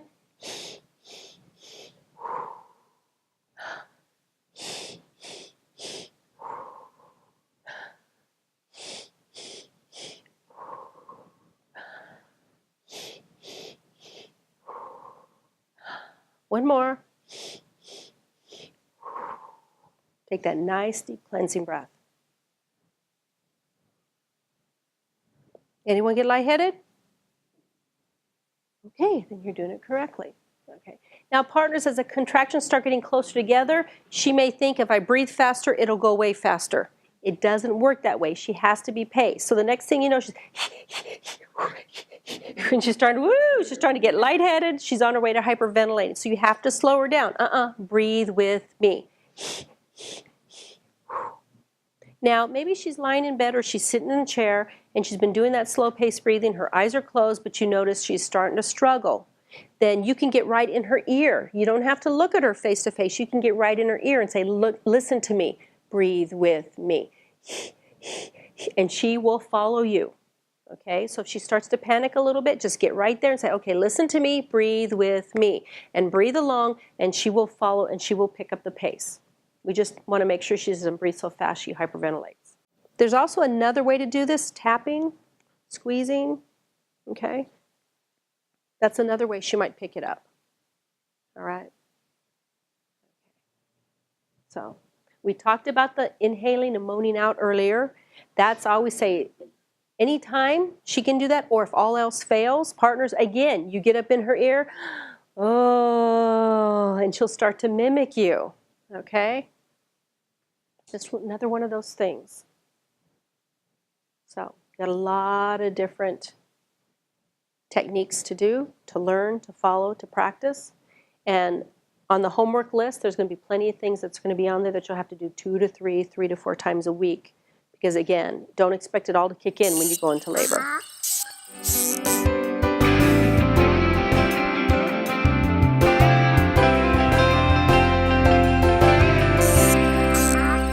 What we do is called a progressive relaxation, where we start at the forehead and we work down to the feet. Takes about 10 minutes, but once you're done, you feel really, really relaxed. If you're having a stressful day, do the slow-paced deep abdominal breathing that I showed you. Get those endorphins released. Do some relaxation. That breathing technique, by the way, will follow you through the rest of your life. If you're in a stressful situation at work, if you're in bumper-to-bumper traffic, if you're a parent that needs time out from your kids, we want you to breathe. Okay, because people say, count to 10 or 20. No, when you're done, you're still ticked. But if you take the time to do at least 10 of those nice long inhales and exhales, those endorphins begin to be released. You physically calm down, and you can handle the situation better. Okay? So learning how to relax is the key. I'm sure many of you go to bed, you plump up your pillow, and you realize you're still not on the pillow. You're still holding things up, and we need to learn how to really sink into the pillow. Okay? So a couple different positions. Sitting up or lying down is the best way to do this. And the best way is to have partner up against the wall and then mom leaning against the partner. Is I'll have you sit against these pillows against the wall. You. Yeah. Good. Turn around, sit down. Hopefully you won't hit your head on there. Okay. Now, put this one here. What I'm going to have you do is sit down and lean against him. Nice and comfortable. Got it? Nice and easy. Oh. Okay, and once again, make sure the pillow comes up behind her head just a little bit. So you want to put your head back all the way, just like that. Okay, nice and relaxed. And again, the whole idea is to make sure every time you exhale, you want to feel your body getting heavier and heavier and heavier. So the process of this would be, you close your eyes, you play the music, and you start with the slow-paced deep abdominal breathing. Okay, so begin. Take that nice deep cleansing breath in and exhale out. And you're just going to take a nice breath all the way down, expanding the lower abdomen before you exhale out. And you're going to do that through the whole process. Okay, you would be playing music. And then after 2, 3, 4 breaths, you take a nice deep cleansing breath in, and as you exhale out, you relax your forehead. Take a few, 3, 4 more breaths, nice long deep breaths in and out. Then you take a nice deep cleansing breath in, and as you exhale out, you relax your cheeks and your jaw. Okay? And you continue to do that until you're all the way down to your toes. You would continue breathing nice and slow, and the whole idea is emphasis on the exhale. Every time you exhale, you want to feel your body getting heavier and heavier. You might feel her getting heavier and heavier on you, and that's the whole point. Okay? You could do this lying down on, in bed or in this position, but you would go from your forehead down to your feet, putting emphasis on the neck and the shoulders, really dropping them down. Chest area, abdominal area, and it's normal that when you get to the belly part that the baby kicks or rolls because you've now relaxed a little bit. And then you go to the vertebrae, one at a time, all the way down through the back. And then you go hips, thighs, calves, and then the last one will be your feet. The last exhale, all that tension goes out through your feet. And to do it properly, you need about a good 10 minutes. But really at that point, number one, if you don't go to sleep, you'll feel like you've had a good rest. Or number two, a lot of women that I've had in class that say they've tried this technique and that night they really slept well.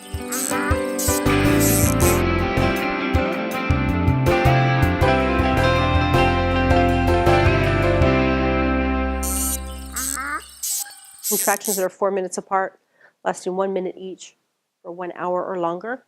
That's a good time to head to the hospital. We suggest whether you deliver at our hospital or someplace else, always take the tour so you know where you have to be before you have to be there. It does alleviate the fears. Okay? So you head to the hospital, you come into Pomona Valley, you're going to park right in front of that semicircle where the big fountain is. Leave everything in your car, lock the doors, come in, and the guard will have you walk down the hallway to elevator E, go upstairs to maternity. Partners, once she's in the observation unit, that's your turn to go back down and park the car in a regular parking spot. But leave everything in the car, because you don't know if she's going to stay or go home. She's coming in for the assessment, and they want you at least 3 centimeters to stay, or if your water's broken.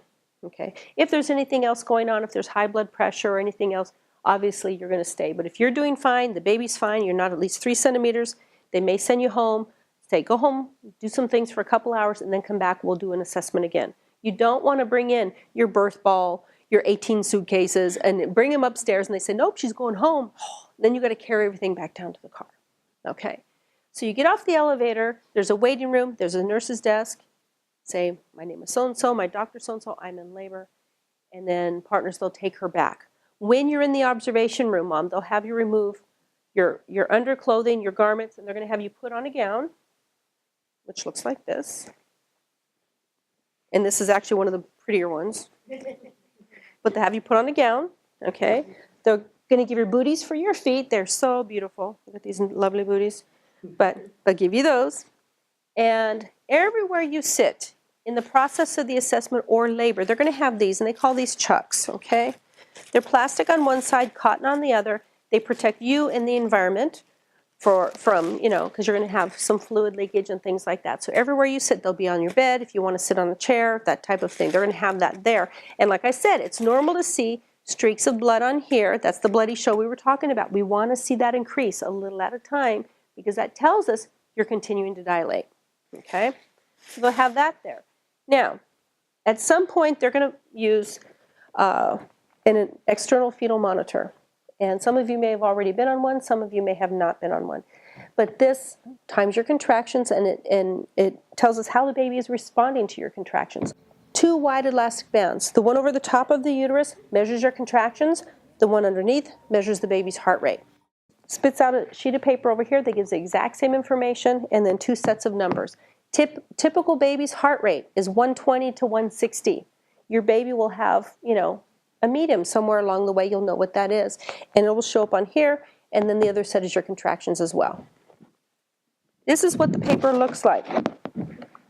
Baby's heart rate up above, and then the waves down here are your contractions. Every solid line on this piece of paper is 1 minute. So the nurse can look at that piece of paper and maybe determine, okay, your contractions are 3 to 4 minutes apart, lasting 60 seconds each, okay, and then tell what's going on with the baby's heart rate. At some point, they're going to do an internal exam to check for dilation, okay, and that will determine if you're staying or going home. In the bathroom, this will be in the potty. You're going to urinate right into there because that measures your ins and outs, okay? They want to make sure everything's working properly. You urinate right in here. You tell the nurse you've gone. She'll check, and then she'll put it in your chart. She can dump it. You leave it alone, okay? So don't worry about that. So it may take an hour to an hour and a half for the assessment, depending on how you are doing or where you are in your labor. So partners, you can wait in that waiting room. You can go down, get something to eat. At some point, they'll call the waiting room, and whoever's in there can answer the phone, and they'll say, can I speak to Miss So-and-so or Mr. So-and-so? And then that'll determine if she's going to stay or go home.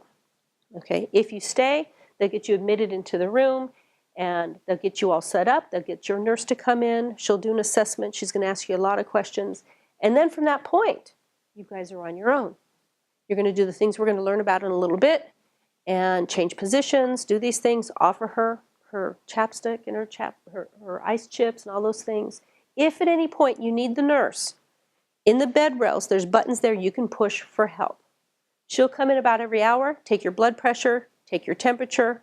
Now, one of the things your caregiver will test for when you hit about 35 weeks is called GBS. It's called group beta strep. It's a virus that you can carry that the baby can pick up during the process of labor and birth.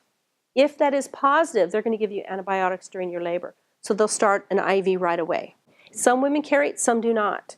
And then maybe this pregnancy, you test positive, you get pregnant again. Some caregivers won't even test again. They'll just assume you still have it, and they'll just give you antibiotics again. Okay? But you're not ill, but your body can carry it. So they have to be really careful. Okay? So if you come into the hospital well hydrated, you may not need an IV. They may just put in a HEP lock, cap it off. It's done. And then later, if you decide you want medication or you need medication, it's already taken care of, okay? So if you're GBS positive or if you're not hydrated, they're going to start an IV right away. If not, they'll just put the hep lock on, it's done, and then if it's there, or if it's there, they need it later, it's already taken care of, okay? And then you settle in, nurse comes in, she'll take care of you anytime you need any help.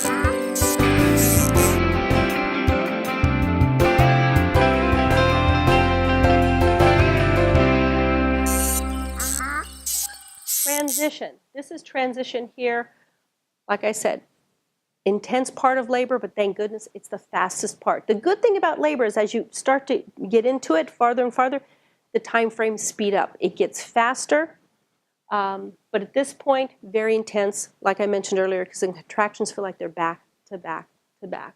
She's dilating from 7 to 10 centimeters. Contractions can be 60 to 90 seconds each or more, and 1 to 3 minutes apart. So you have a really long contraction and a little teeny break. And that's, for some women, is the intense part. Because she's breathing, breathing, breathing. She's got this long contraction. Contraction starts to come down. She thinks she has a break, and all of a sudden, boom, and another one starts. Okay? So partners, you need to remind her how close she is. You are this close to having a baby. You are almost done, especially if she's one of those women that is motivated not to take medication. She needs to be reminded, you are this close. And some women, when they get to this point, it can be 10, 15 minutes, you can be done. Okay, but she needs to be reminded of that. So she can become intense, restless, overwhelmed. You ask her what she wants, she doesn't know.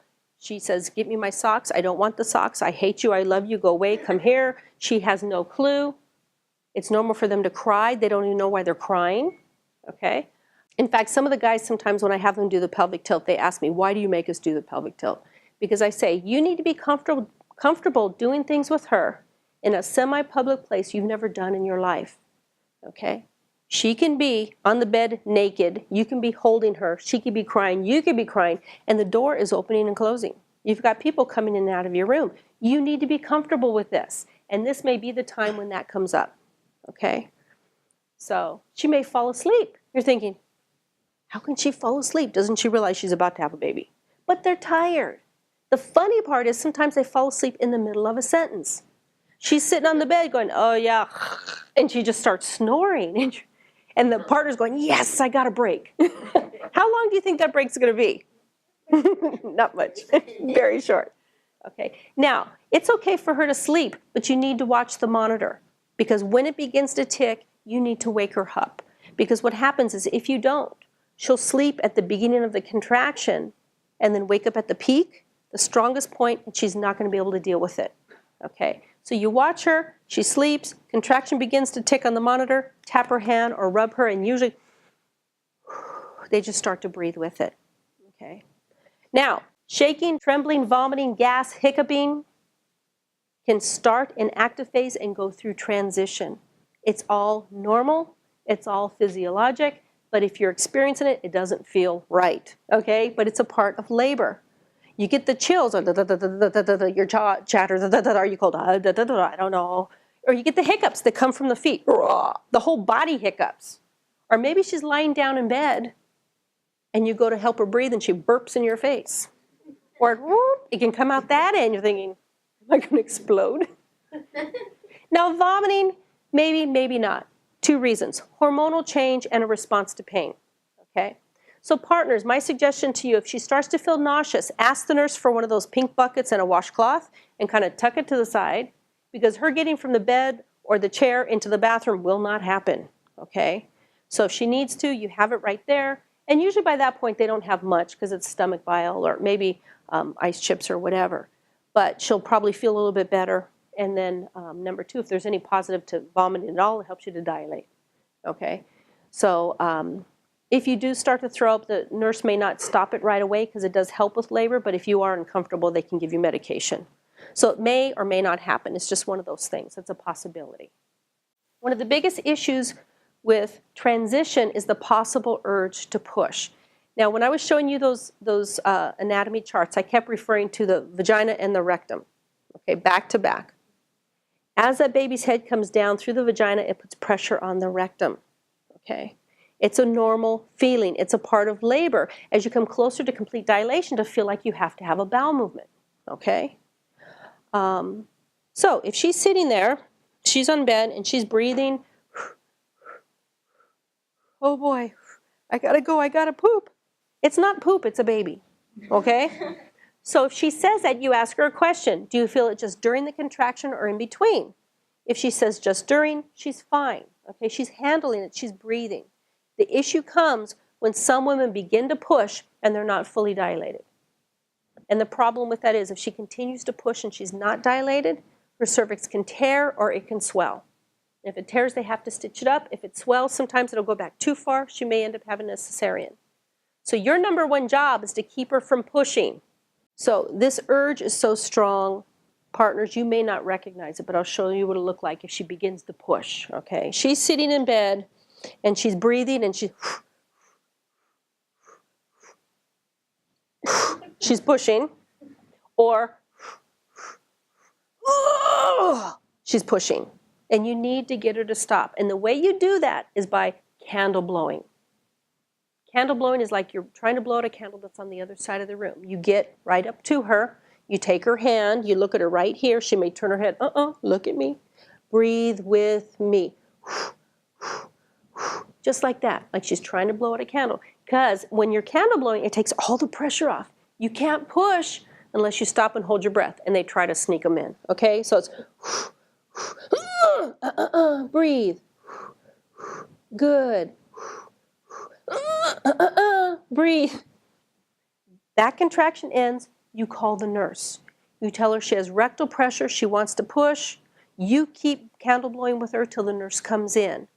Now, if the nurse checks and she's 10 centimeters, it's not a problem. The problem comes if she's 8 or 9. She's going to do that for several more contractions. So you need to tell her it's up to you. You can have this baby now or you can have it later. Breathe that cervix away and you can have this baby. She needs to know how much power she has at that point because it's a very intense feeling. Partners, hopefully you've never been in this situation. You're at work somewhere, you have a really bad case of diarrhea and you're running to the bathroom. And you get there and it says, out of order. What do you mean I can't go? It's like, what do you mean I can't push? I really want to do it. So that candle blowing is a very important tool to keep her from doing that. Now the nurse, she does that exam. She may hang around in the room because she knows it's going to be a few more minutes. She's going to check again and you may be fully dilated. But we don't want you pushing until we know that you are 10 centimeters. So you stay calm. You stay by her side. Never leave her alone. Remind her the baby's almost here. Have her candle blowing. Have that check. And you're one step closer to being finished. You are so close at that point. Give her a lot of praise and encouragement. Partners, I can't stress that enough. No matter what she's doing, she's going to feel like it's not much at all. So you need to give her a lot of praise. You're doing a wonderful job. The baby's almost here. I love you. Give her a kiss on the cheek, hug her, that type of thing. Okay, if she allows you to touch her. If not, praise her from behind. No, just back up a little bit. But she needs to hear that. And I know, partners, for you, you're going to feel like everything you're doing is not enough either. But it is, okay? So one step at a time.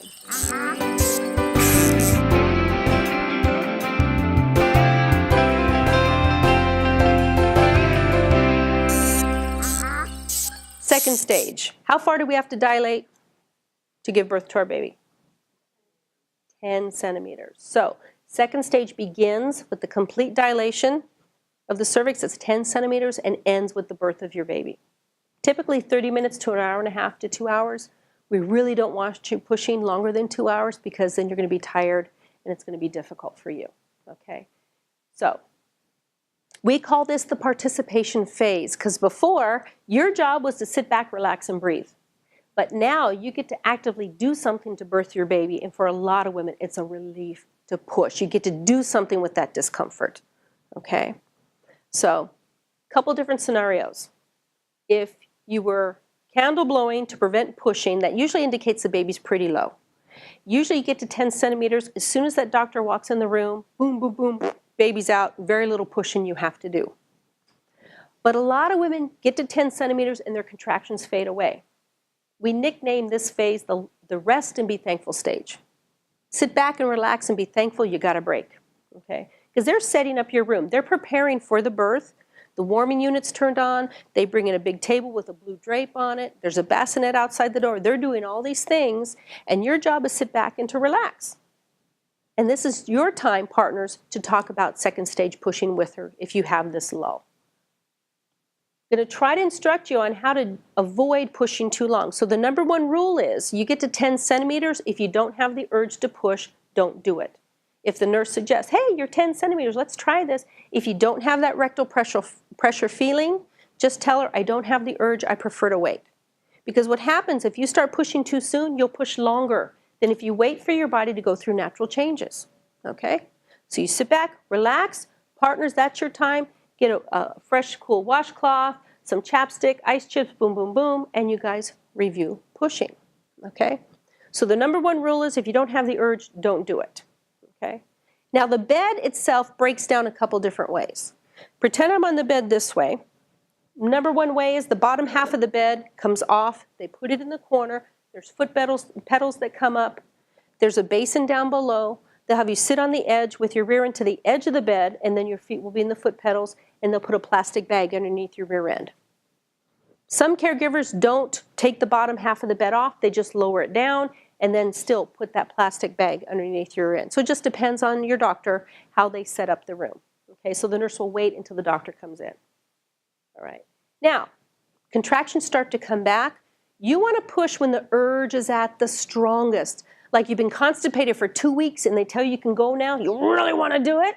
What will happen is you'll work less, your body will work better for you, and we'll get that baby out sooner.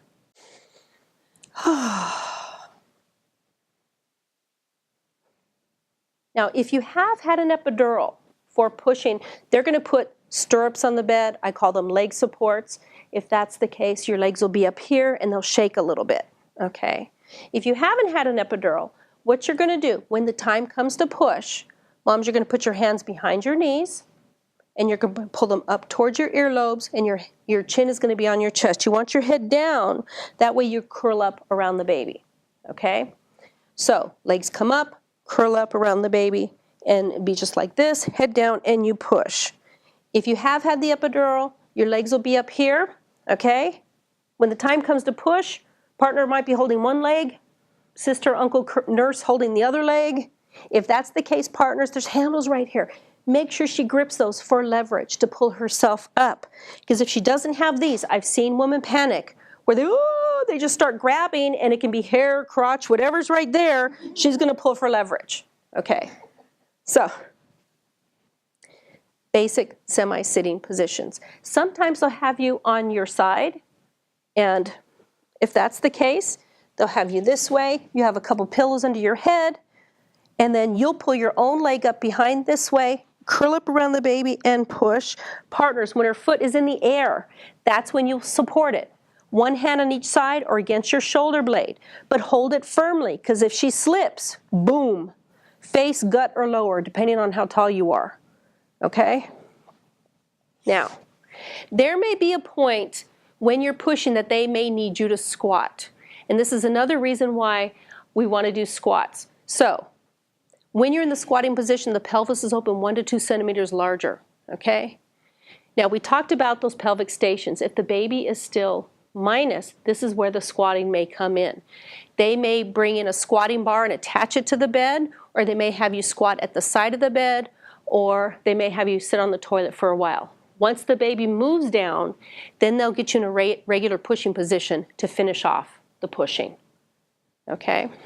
So, partners, you'll be on one side of the bed or the other, all right? Now, second rule, rule number 2, when the time comes to push, I want you to take 2 quick cleansing breaths and you hold the third. So it'd be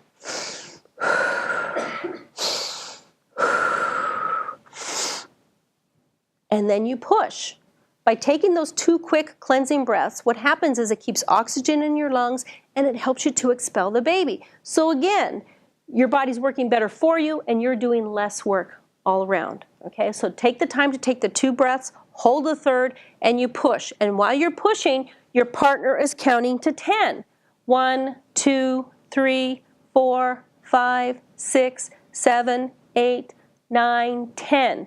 Now it's important when you get to 10, you tell her exhale or blow it out. So be 10, inhale, push, 1, 2, 3, 4, 5, 6, 7, 8, 9, 10. Exhale, inhale, push, and because we don't want you to lose your momentum, okay? Now, again, listen to your body. You have that rectal urge, you push while you have the rectal urge. You may have the urge 5 times, it might be 3, it might be 2. Typically, they want you to push 3 times during a contraction, okay? Now, as you're pushing, nurse right here, she can be doing perineal massage. She puts 2 fingers in that vaginal opening, and she does this. They put a little oil there. It helps stretch the perineum, okay? Now, you're pushing, baby's moving down. You may feel like it's going nowhere. For a woman that's pushing, it feels like it's just there. So sometimes a nurse gives you a little bit of encouragement. Oh, look, you want to see the hair? Look, come. Dad, you want to see the hair? Look at the hair. And the reason why she's telling you that is that tells mom that the baby's moving down. Okay. Now, eventually, a little top of the baby's head is exposed, and then it retracts a little bit. And then a little bit, and then it retracts a little bit. Well, eventually it doesn't retract, okay? Eventually, about that much of the baby's head stays exposed. That's considered crowning, okay? Now, with the next push, they will determine if you need to have an episiotomy or not. An episiotomy is a cut made in the vaginal opening, either straight down towards the rectum or one side or the other to make that opening larger, okay? But research has proven most women can give birth without one. But as they're doing that perineal massage and you begin to push, if that area turns white and glossy, they know it's not going to stretch anymore. They're going to have to make a cut. They want to avoid it, but sometimes we just can't, okay? So partners, if you see a couple things coming over to that area of the body, they're going to make an incision, okay? Scissors and a large syringe. So you can look the other way, like, oh, nice lights, whatever it is. Because again, up until this point, there's still a lot of fluid, not that much blood, okay? So she continues to push. Now, when the widest circumference of the baby's head comes through, you'll experience for maybe a few seconds, 20 seconds or so, what we nicknamed the rim of fire. That's the burning sensation until the skin pulls back, okay? Now, skin pulls back, and now, if the baby has had a bowel movement, there will be meconium in the water, that green tinge we talked about earlier. This is where you have to stop pushing because they want to take a few seconds to suction out the baby's nose and throat. If there is meconium in there, with the next push, there's an opportunity for it to come down into the lungs and cause a really bad infection. So if you need to, again, candle blow while they do that. They also check for a cord. Many times if there is one, they can just pull it right over. If it's too tight, they may opt to cut it at that point. Okay. Now, the next push, top shoulder comes through, bottom shoulder comes through. It's real slippery after the shoulders. It's like blah, blah, blah, blah, real slippery. It's like, oh, everyone gets all excited. And then they put the baby on your chest like this. Now, they're going to make sure it doesn't catch a chill. They'll dry it up. And, you know, sometimes you're excited or the whole room just kind of goes silent. It's just like, whoa, like, what did we just do? Or it's like, even though you know it was a boy, it's a boy. Oh, you're so beautiful, you know. So they dry the baby up. They're going to clamp the cord, and they're going to offer partner to cut the cord between the clamps. If you don't want to do it, that's fine. They'll do it. If you want to, that's perfectly fine too. So you cut in between there. And then they'll give you a little bit of time with the baby, and then eventually they'll take the baby over to the warming unit where they'll perform all the procedures on the baby. Okay. Now, while they're performing the procedures on the baby, they finish up with mom. One of the things they will be doing with your baby is called the APGAR score. Okay. They do it 1 minute after birth and 5 minutes after birth. It checks the wellness of your baby. And they're going to look for some very specific things. They want the baby actively crying. They want the heart rate above 100 beats per minute. Your baby's body will be perfect, you know, mostly pink, but sometimes the hands and feet stay blue because the blood vessels are very tiny. So it takes a while for the circulation to get to those parts. Your baby's been curled up, so they wanted to stay curled up immediately after birth. Now, under that warming unit, nice warming unit, within about 20 minutes or so, they're like they're at the beach. But eventually, you know, when they're first born, we want them to curl back up again. Okay, they're going to do a gag reflex test. They're going to put a tube down your baby's throat to check it for gag response, and we want that. We want them to gag, cough, sneeze. So if you hear, those are good noises. Okay. Now, a perfect score is a 10. Very few babies will get a 10. But the first test is 1 minute after birth, and the second one is 5 minutes after birth. So the first one is equal or lower than the second one. So they might say the APGAR score was 9.9, 8.9, 7.8. This is what they're referring to. Okay. Another thing that we'll be doing, they're obviously going to weigh it. They're going to measure it. They can give you a copy of the footprinting for your baby book. They're going to put an antibiotic ointment in its eyes to protect it from sexually transmitted diseases. So when they give the baby back, it looks like a little Vaseline. They're like, okay. And they're also going to give it a vitamin K injection. Vitamin K depletes towards the end of a pregnancy. And that's a blood clotting protein that builds up in a baby's bowels once they have eaten. This baby hasn't eaten, it can hemorrhage. So they give them the vitamin K so their blood will clot. And they give them the Hep B vaccine. Okay, so while they're doing all this with the baby, they're going to be finishing up with you. So the next thing they're waiting for this placenta to detach. And usually within, anywhere from 5 to 30 minutes, it begins to detach. In the process of that, if there has been a cut made or any tears or lacerations, they're going to check, they're going to begin to stitch those up and clean you up. Okay. Now, by this point, partners bouncing back and forth between mom and baby. Okay. Now, partners, if you're standing over by the baby and you look over at her and you see a gush of blood, number one, it's supposed to happen. And number two, it's more fluid than blood because the placenta is detaching. So they put a blue bucket here. They know because the cord begins to lengthen out and the blood loss increases. So they'll have you push a little bit, nowhere like pushing a baby out, just like a little, and it's like a blur, okay? They're going to check it out. You don't have to look at it, but it is actually very cool. So they're gonna look at it really quick. They're gonna flip it over, look at it, because they're looking for some very specific things. They want to make sure it's a bright reddish purple. They want to make sure that there's no calcifications, and they need to make sure that no fragments have been retained. Okay. If they have been retained, there's a possibility of infection and also your breast milk from not fully coming in. Because it's actually giving birth to this that sends a signal to your brain that says, okay, we need to produce milk now. And put the baby on the breast, and it gets that process started. Okay? So that's taken care of.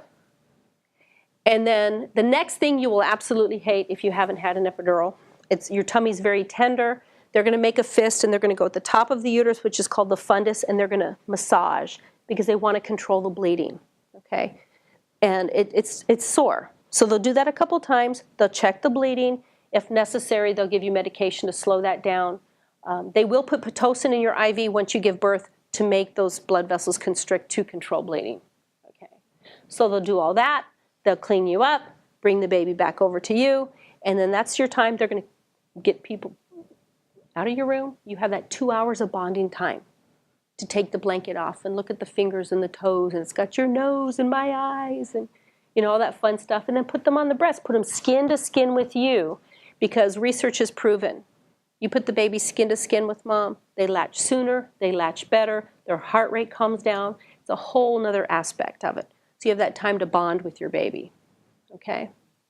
So when it comes to pushing, number one rule is if you don't have the urge, don't do it. Number two is once the urge comes back, you take the 2 cleansing breaths, blow them out, hold the third, and that's when you push. Your partner counts to 10. You tell her exhale, inhale, push again, and then you go through the process until that contraction has ended. And then once it ends, you have to take a couple nice deep cleansing breaths to bring a lot of good oxygen down to your baby. Okay? So this is what it may look like when the time comes.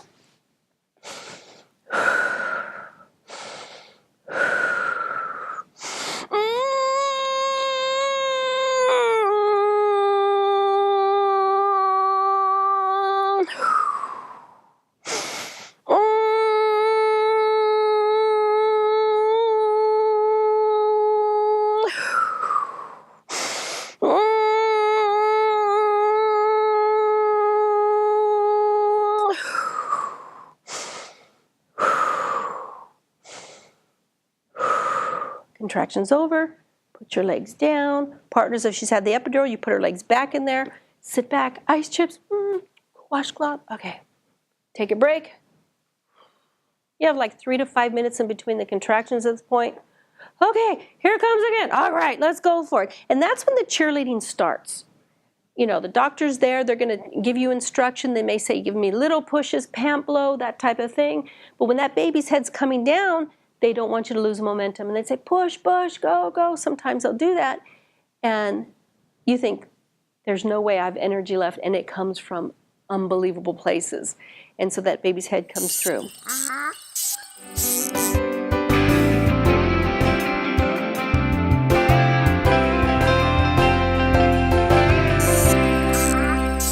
Medications in labor. Okay, I always suggest to the students in my class, don't decide today, don't decide next week about taking medications in labor. Wait until you are in labor, because everyone labors differently. And you usually have two groups of women. The one group that says, I cannot stand pain. When I get in there, I want my epidural. She may be the group of women that can go through labor and birth and not need anything at all. Or the other group of women that says, you know, I've done my research, I know it's better for me, better for my baby, not to take drugs in labor. And then she kind of hits a typical scenario, okay? Most of us go to bed 10 o'clock, 11 o'clock at night, sleep really good for a couple hours. Then what happens after a couple hours? You have to get up and pee. So you get up, you go to the bathroom, you come back to bed, and you toss and turn and toss and turn. And you've got the 18 pillows, and you're trying to get comfortable, and you can't. So you give up and you say, okay, forget it. Well, maybe I'll watch some TV. So you start flipping through the channels, and you go through 10, 12 times, hoping that the next time around there will be something worth watching, and there is not. So then you say, oh, maybe I need a snack.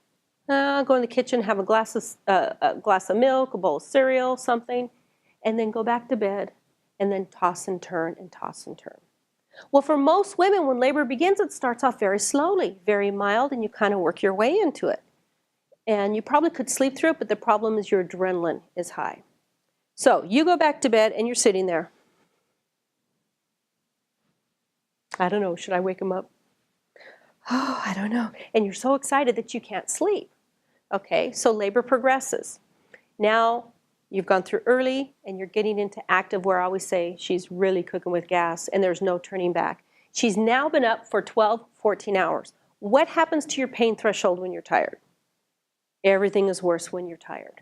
So that woman that was staying nice and relaxed is now tensing up, increasing her pain, and making it difficult. She may benefit from having a narcotic to give her a little bit of a break. And she has the option to change her mind, because that's what it's about. It's about having options. These things are there whether you want them or you feel you need them.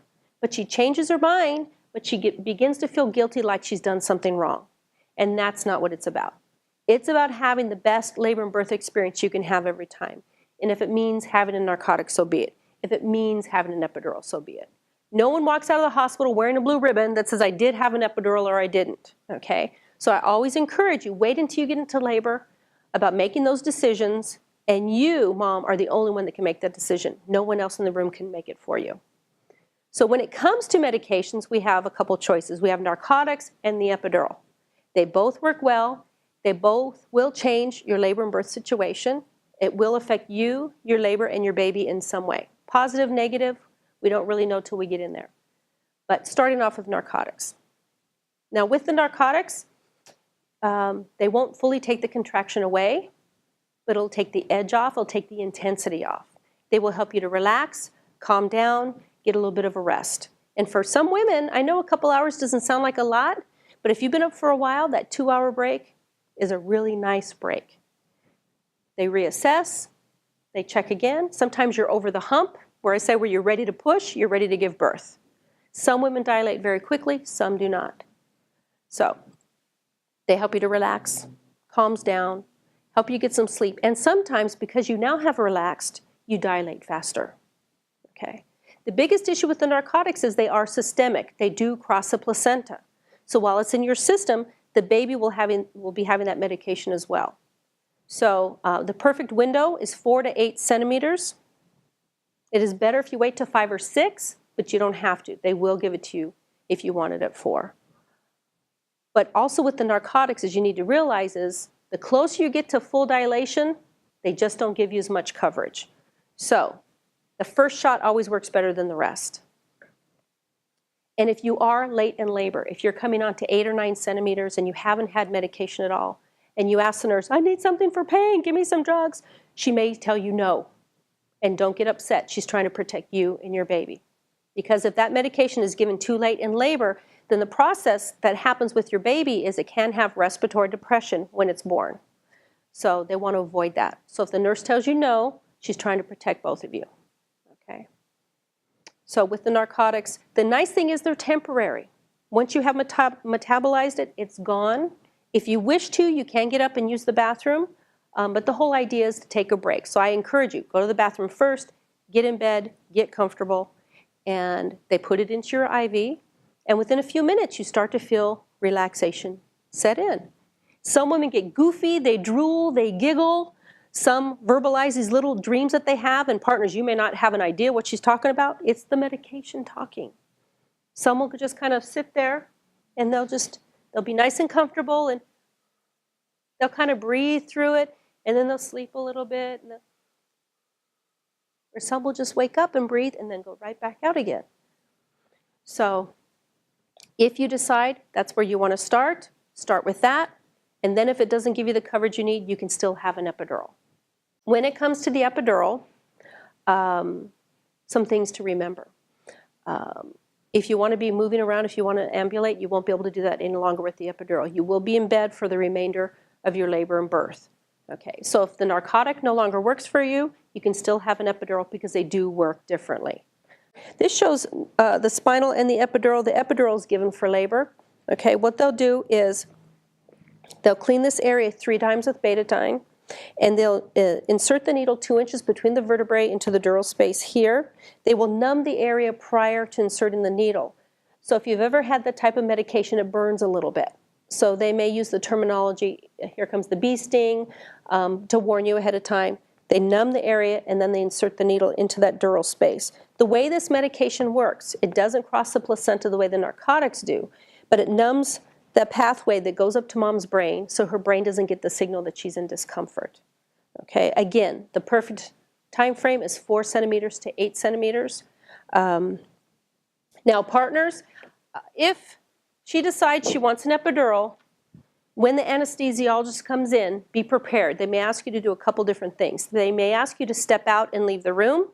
They may ask you to sit in the corner, or they may ask you to actively participate in supporting her in this process. If they ask you to step out, don't take it personally. They're trying to protect both of you. Okay? So the nurse, once she finds out you want the epidural, she will call the anesthesiologist and find out where they're at, find out how long it'll be. If they're down the hall, it may take a few minutes. But if they're in surgery, it may be longer than that. Okay? So when the biggest thing she needs to make sure is you have plenty of fluids in your system. Because when epidurals are in place, there's a reduced oxygen supply and blood supply to the placenta, which in turn can cause fetal distress. If there is not enough fluids in mom's system, her blood pressure can drop, and then you see this progression happening. So she'll need to make sure you're well hydrated. And then what will happen is when the anesthesiologist comes in, they'll have mom scoot into the center of the bed. And sometimes this is the hardest part. She scoots all the way to the center. They'll put a stool underneath her feet, level her feet. Sometimes they'll have her hug a pillow or lean on the nurse, and then they'll feel between the vertebrae to find the place they want to work. Now, once they find that place, watch what I do with my lower back. They'll have you arch it out back farther to the anesthesiologist to give them more room to work. So once that area is found, that's when they will numb the area and start that process. This process is more mental than physical. Thinking about, oh my gosh, they're putting a needle in my back can be a little bit scary. But past that burning sensation of the local, from that point you would feel a lot of pressure, which sometimes in itself can be a little bit weird. But as long as you focus on your relaxation and breathing, you need to stay as still as possible. That's where we want your focus to be while they're doing this. So this is the needle that is used with an epidural. They'll put this in place, and then what they'll do is they'll thread this catheter through the needle. This catheter stays in place, and the needle comes out. This is what stays in your lower back, very stretchy, okay? So they'll put this in, and they'll tape your back all up. So if you have a hairy back, you're gonna have a wax job when they're done. But they tape it all back, all over, so because they don't want it to slip out, because this is what feeds the medication into that area, and it's put through a pump. They can regulate it through the pump, okay? So they'll give you a test dose, make sure it's all working effectively. They'll lie you down, put a little wedge underneath your rear end, and have you lie down for a little bit because it works with gravity. Once they know you have good coverage, and typical coverage is from here to here, then they'll semi-set you up. And this is why they don't want you. This is why they don't want that catheter to slip out, because the nurse will prop you, put pillows all around here. She'll put a pillow here because this leg will just, it's like dead weight, boom, boom, boom. Lay on that side for a little while, maybe an hour, hour and a half, and then she'll come in and she's going to rotate you to the center or to the opposite side and do the same thing. And the reason why they want to do this is they want the baby to continue to rotate down. They don't want you to keep you in one spot because that will slow things down. Okay? So she's going to be moving you from one position to the other. Now, partners, it's very important you don't move her on your own. You get a little woman on an epidural, she feels like she weighs 500 pounds because it is dead weight. So if she needs to move, you call the nurse, you two move her together. We need to protect you and her from hurting her lower back or hurting yourself, okay? So along with epidurals is the issue is it's long term. Once you have the epidural in place, you will not be getting out of bed, and they will be putting a catheter into your bladder. They will have to do some other maneuvers. Now, some doctors prefer an internal fetal monitor that's used with an epidural. I showed you the external fetal monitor earlier. This is the internal fetal monitor, and it has a little electrode on the tip, and that goes into the baby's thin area of the baby's scalp. This gives them a better reading. They need to watch your baby very closely because, again, if the blood pressure drops too low, it can cause fetal distress. Other reasons why they may use this, if maybe there has been signs of fetal distress, maybe there has been meconium in the water, maybe some babies are so active externally they can't get them on an external fetal monitor, they may have to use an internal fetal monitor. This is what it looks like. This is the area that's inserted into the top thin area of the baby's scalp. And where it's been placed, there might be a little scab or some bruising, but long term, if there's been scar tissue there, hair does not grow over scar tissue. So I'm sure you may have seen some people have a little tiny bald spot here or here. That's usually where one of these have been placed. Okay, but they do get a better reading. So some will prefer to use the internal fetal monitor when an epidural has been in place. If your water hasn't broken, they will need to break it to insert the internal fetal monitor. So they use the amni hook into the cervical area. They nick the membrane. There's no nerve endings in the membrane. It'll feel like an internal exam. Okay, but that water is released. A couple things happen if your water breaks or they break it for you. Prostaglandins are released that are natural labor enhancers. So it's normal to have an increase in your contractions. And also, there's no longer that cushion of water between the baby's head and the pelvic floor, so the baby's head starts coming down a little bit more intensely. So it's normal to feel that response. But with an epidural in place, you won't feel that response. Okay? But they'll need to do this to insert that monitor. Now, again, possibilities, not absolutes. Blood pressure dropping. Some women will run a temperature with an epidural. Sometimes the epidural is so dense that a woman can't move her legs or wiggle her toes. So I always suggest, if you're in bed and you're lying there and you can't feel anything, and someone says, okay, wiggle your toes, and you're like, I'm trying. If they don't wiggle, if you can't wiggle your toes or move your legs, then it's going to make pushing a little bit more difficult. The perfect epidural is one where you're blocked by pain, but you have pressure or a hug sensation with your contractions. If you have that stimulation, you're going to be able to feel to push. But if there's nothing there, then what I would suggest, when you get to 10 centimeters, you ask the nurse to turn it off. It'll take a while for it to fully leave your body. We don't wait for it to fully leave your body. As soon as you start to feel some stimulation or some pressure, that's when you want to begin to push. When you are pushing and giving birth to your baby, the baby doesn't come straight down. It makes these cardinal movements. So when you're pushing, your abdominals are rotating this baby. And when an epidural is in place, if you don't have any stimulation, it makes pushing really difficult. So you want to help your body with this process of these cardinal movements, bringing this baby down to help rotate and push your baby through. So again, if you have no feeling, have them turn it off, wait till that pressure comes back, and then you can push with that pressure. Really makes a big difference. In the process, with an epidural, when you begin to push, that's when they will remove the catheter, they will trim the end of the internal fetal monitor, and then they'll watch the pushing process. And so by the time you're finished, then all those things will be taken care of. When the epidural is in place, we find a couple things happen. All of a sudden, partners think they're not needed. She's comfortable, she's happy. Oh, let's go have something to eat. So they take off. Don't go very far, because just like with the narcotics, some women will dilate quicker on an epidural. They were tired, they were tensing up, now they've relaxed, and everything starts to happen. So, partners, if she takes a nap, that's fine. But if she wakes up, she needs to have someone there for her emotional support. So, if you have family members there, they stay, you go eat, you come back, they can go. That way someone's in the room with her the whole time. If she needs that emotional support, you'll be there. And also, too, if she begins to dilate pretty quickly, then you'll be there for the event. They're not going to get on the phone and say, Mr. So-and-so, come back, she's pushing. Okay? So we need someone in the room with her. I've seen it happen a lot, where a woman will begin to dilate and then faster than they anticipated, and then we need to bring everybody back. Okay.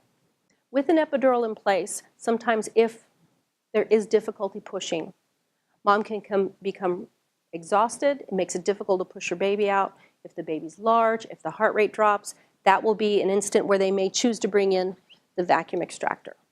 Okay, and the vacuum extractor is attached to that area of the baby's head that's coming through. They put that on there, and then as mom is pushing, someone on the other end is pumping to help bring the baby through.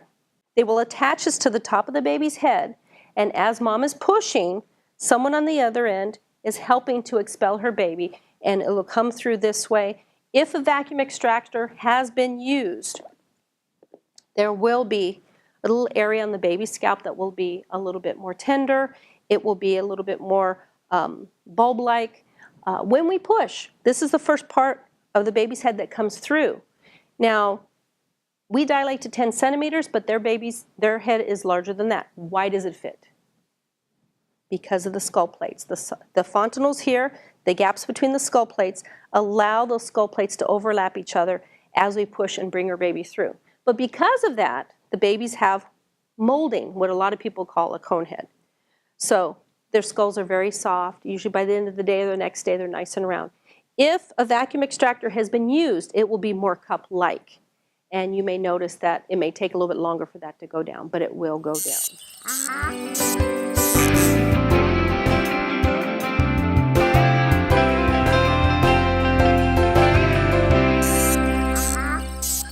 Coming up to different labor and birth experiences. Some women labor very quickly, some do not. Some take hours to dilate 1 centimeter, some can go pretty fast. In different labor situations, we have a precipitous labor, and that's a very fast labor. Typically characterized in 3 hours and under. From start to finish, contraction, birth, you skipped A and B and gone to Z. Basically, what happens is you're starting labor in transition, that very last part of labor, which can be very overwhelming because everything we've taught you in class goes out the window. The best thing, partners, you can do is support her through this process and keeping her focused and on task and relaxed as much as possible. Now, she may feel a little bit left out. She may forget what has taken place during this process. So you fill in the puzzle pieces. Oh, you said this, or we did that, or that type of thing. And I know it sounds silly. She feels like she's been cheated. And other people are like, man, you had a fast labor. What are you complaining about? But, you know, opposite sides of the spectrum. So basically, you keep her focused and on task and help her to stay calm as much as possible. And then our team will be in there to help her get through it. Now, if you're on the way to the hospital and she says, the baby's coming, don't keep driving faster. Okay, pull over, call 911, get her supported until they arrive. Very basic stuff. Put something underneath her rear end, and if they're not there and the baby begins to be delivered, just support that baby's head, wipe any mucus out of the way, and then when the baby comes through, the best thing you can do is put that baby skin to skin, naked on her, cover both of them, put the baby on the breast. Don't worry about the placenta, they'll deal with everything else. But having the baby on the breast, skin to skin with mom, will keep that baby nice and warm. And putting the baby on the breast will hopefully control a little bit of bleeding.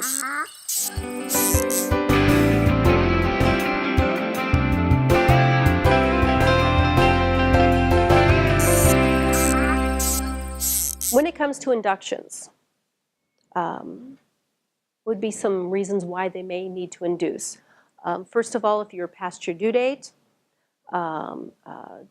small for gestational age, maybe you're 38 weeks, the baby's measuring 35, it's going to be better off out than in. Gestational diabetes, a lot of different factors with induction. Preeclampsia, high blood pressure. These are reasons why they may want to induce. If you have an option, I would encourage you to wait and go into labor on your own. Because anytime an induction has taken place, typically it takes longer to give birth. So if you have the option, then I encourage you. Being tired of being pregnant is not a reason to induce. So really take the time, do what you can do. Now, some natural things you can do at home, if you are just past your due date, one of the best things you can do is have sex, because there's prostaglandins in semen.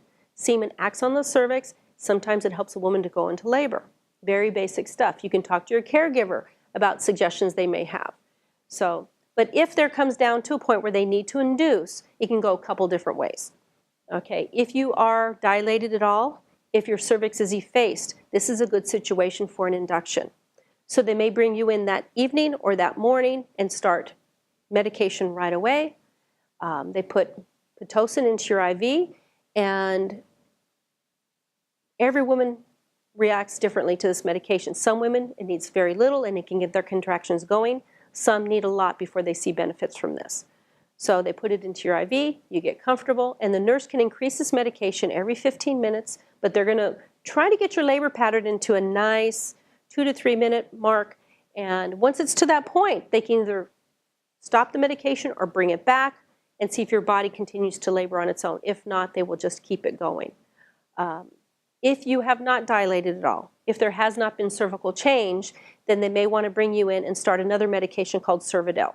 It looks like a little suppository on a kite string.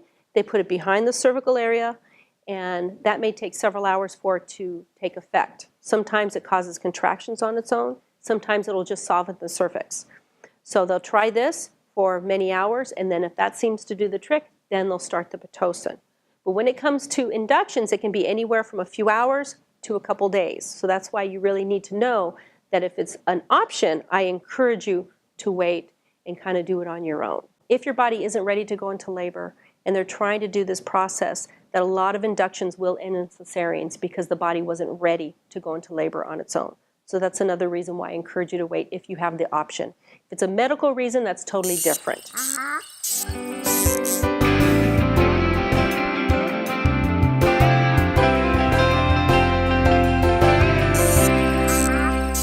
Cesarean birth. This chart shows indications for cesarean sections, and I'm going to start here and just kind of whip my way around and kind of give you an explanation. Umbilical cord prolapse. Now this is an issue if the baby is up high or if the baby is breech.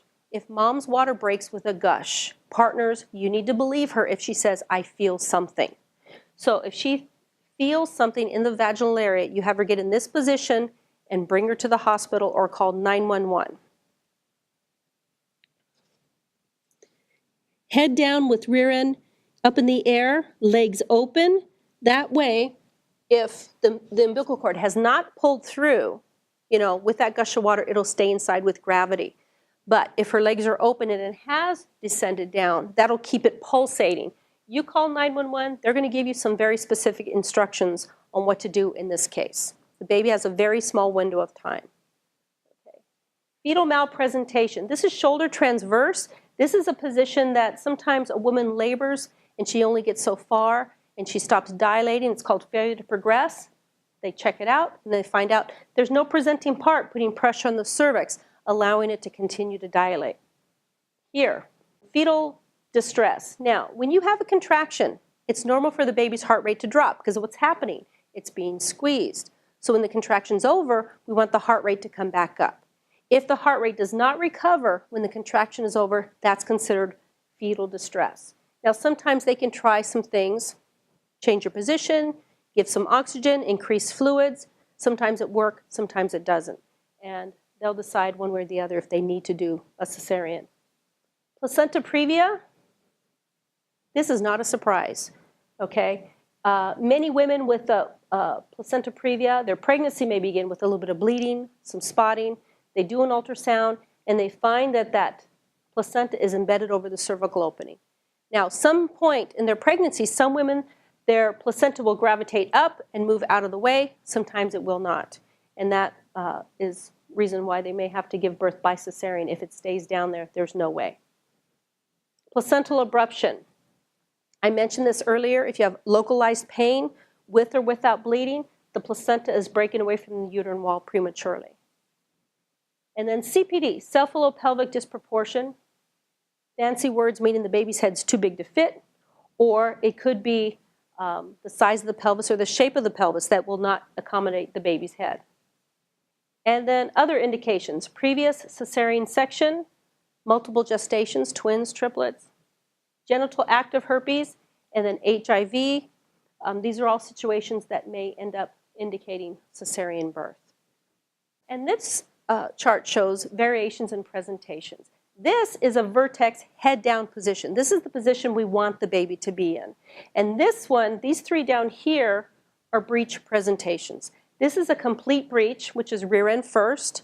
The arms, legs are flexed, they're bent. It's just kind of sitting there. Footling breech, a leg hanging down, or frank breech, which is rear end first. In a breech frank position, the baby has been sitting like this. And some of these poor little guys, they come out, they put them on the table, they try to stretch their legs out, and they go bing, they go back again because they've been sitting so long in that position. So some of them might have hip dysplasia or some other issues, or some just need to relax. So that's an issue there. Now, two very good reasons why they would prefer not to deliver baby vaginally in a breech presentation is the fact that when we give birth to our babies, okay, this part of the head is the part that molds. In a breech presentation, the body is expelled. If the head's inside, the next presenting part could be the chin. It can get stuck. That's one of the issues. The other issues, when we give birth to our baby, they're a certain shade of blue or purple. So the air hits their body, they take the breath, and they start to cry. Their body begins to pink up. In a breech presentation, if the body is expelled and the head is inside, if the air is allowed to get to the baby's body, they take the breath, and then all those fluids go down into the lungs and can cause a bad infection. So those are two very good reasons why we don't want to birth a baby in a breech presentation if it's preventable. Face brow, this is also called military position. That baby's head is pushed up against that pubic bone. That would also be considered failure to progress as well. And then here, shoulder transverse, that was the same one that was on the previous poster. So whether you labor and your labor ends in a cesarean birth, or maybe it's a straight cesarean. Maybe at the end of your pregnancy they decide, okay, this baby's breech, we have to plan a cesarean birth. Can go a couple different ways. First of all, they still need to prep you, just like they would with a regular birth, but with some other things added to it. They're going to have you remove contact lenses, glasses, piercings, false teeth, and jewelry. Okay. They're going to shave you from here to mid-pubic area. They will put a catheter into your bladder. They're going to get an IV started. They're going to have you swallow an antacid that's very bitter. Just guzzle it down. It's to prevent you from vomiting. They're going to give you a cap for your hair. And then once they're ready, they're going to take you over to the surgical area. That's where a partner will get their scrubs. They'll give them a cap. They'll give them a mask. Don't put the mask on while you're sitting there waiting, because it might be a while before you have to go in. And I call this point the holding pattern. I would really encourage you to do some slow paced breathing while you're waiting at that time, because that's where the nerves start to settle in. You're having major surgery, but you're giving birth. So if you do some of that slow paced breathing, it might be able to calm you down a little bit. When they're ready to take her in, they're going to take her in. Partners, you will still wait outside while they're finishing up with her prep work. Okay? If she has had an epidural for labor and the labor ends in a cesarean, they will just increase her epidural. If she prefers to stay awake, then they will give her a spinal, and similar to the epidural, but it's one shot, gives a denser coverage, but only lasts about 2 hours. So they would do that instead. If she does not want to be awake, if she's really nervous and it's really affecting her, they can give her general anesthesia, but they would prefer her to be awake. She'll heal better, she'll heal faster if she is awake. So once they've done her prep work, they're going to take her in, lie her back on the table, her arms will be stretched out, they'll put a drape in front of her face to form a sterile shield, and your body kind of goes through several changes with that medication. It kind of goes tingly, warm, numb, heavy, and then whoa. Many people, especially with a spinal, feel very detached from their upper part of their body and their lower part of their body, okay? And sometimes you get an unusual feeling like you can't breathe. You are breathing, but you don't feel the breathing movements. So if you tell the anesthesiologist, they can help you with that. Now, there's going to be several people in the room, and they all have very specific jobs. The anesthesiologist stays right by your head, monitors your vitals. You have your doctor, another doctor working with them, a couple nurses working with them. You have a nurse that has a tray of instruments that she's counting everything. And we also have someone from the neonatal intensive care unit just to have on hand in case of an emergency. And there may be someone observing. Okay, so once you have the medication in place, your partner will be allowed into the room. And they can stay right by your head, just like that. And you can talk to them. Hi, sweetie, how you doing? Okay. But if you want to take pictures, you have that opportunity. Some people don't want to see what's going on the other side, but sometimes morbid curiosity takes over and you just want to look. So they'll say, okay, come so far, but don't touch anything that's blue. You can snap some pictures, but if you start to feel odd and you're not sure what you're feeling, just sit down. Just back your way up because we don't want you to get hurt. Okay. Now, once the medication has taken effect, then they're going to pinch or poke your lower abdominal area to make sure it is numb. Now, sometimes you feel the pressure, but you don't feel the pinch. Okay. If you feel anything at all, you let them know. Now, your doctor will determine what type of incision that will be made. There's two basic incisions. The midline cut, which is straight up and down from the belly button down, or the low transverse bikini cut. It's about this long, down underneath the pubic hairline, and they'll make the decision at the time. And if you may know your mom, your grandma, somebody that had to have every baby born by cesarean, it's usually because of that midline cut, straight up and down. That type of cut would not withstand labor and has a higher chance of rupturing open. So from that point, every baby has to be born by cesarean. But if they do the low transverse bikini cut on the outside of the belly and the uterus, then you have the opportunity to have a VBAC, which is a vaginal birth after cesarean, as long as the pre-existing problem is no longer there. So if you decide a couple years from now you want to have another baby and you can bring it up to your caregiver that you would like to try a VBAC, they'll let you know your options for that. Okay? So they make several incisions to get down to where the baby's at. Once they get down to the uterus, they do that. They break the water. You might feel a little bit of tugging and pulling, and then oh, it's a boy, it's a girl. They might hold it over the little drape for you to see, and then they're going to take it over to the side to do a quick pediatric check. Now, at some point, partners, you're going to follow the baby into the nursery where they will continue those procedures on the baby. Where mom, she'll be there for about another 30 minutes of them finishing up. From the start to the end, the whole process takes about an hour. But from that point, about another 30 minutes of them stitching, cleaning. They take the uterus out, clean it, cauterize it, put it back in, and then from the outside or the inside out. On the outside, you might have staples or sutures, depending on what your doctor chooses to use. At that point, it's normal to have a little bit of shaking or nausea or vomiting. They can help you with that. They can give you medication. And once they have everything taken care of, they take you into the recovery time where you'll be maybe an hour or two. At some point, the baby will be brought back in there. And if you've had the spinal or the epidural and you're fully awake, you can begin that skin-to-skin bonding time. You can put the baby on the breast, get the latch going, and then once they're ready, they'll get you situated in your room. With a cesarean birth, you're in the hospital for 3 to 4 days. With a vaginal birth, it's usually 48 hours. Now, when it comes to recovery time with your cesarean, you need to be aware that you will be in bed for about 24 hours, and then when that 24-hour period ends, they will remove your IV, take out your catheter, and do some very specific things to get you up and walking. At some point, they're going to give you an abdominal binder. It comes underneath your rear end, comes around the front, attaches, and helps keep that incision stabilized. If at any point you feel like you're going to cough or sneeze or giggle, pull your knees up and just support it a little bit more to make it feel better. When the nurse wants you to get out of bed and begin to walk, you will not want to do it. You're going to feel like you're 85 years old and you weigh 500 pounds from the waist down and you're going to hurt. But the sooner you get moving, the better off you're going to heal.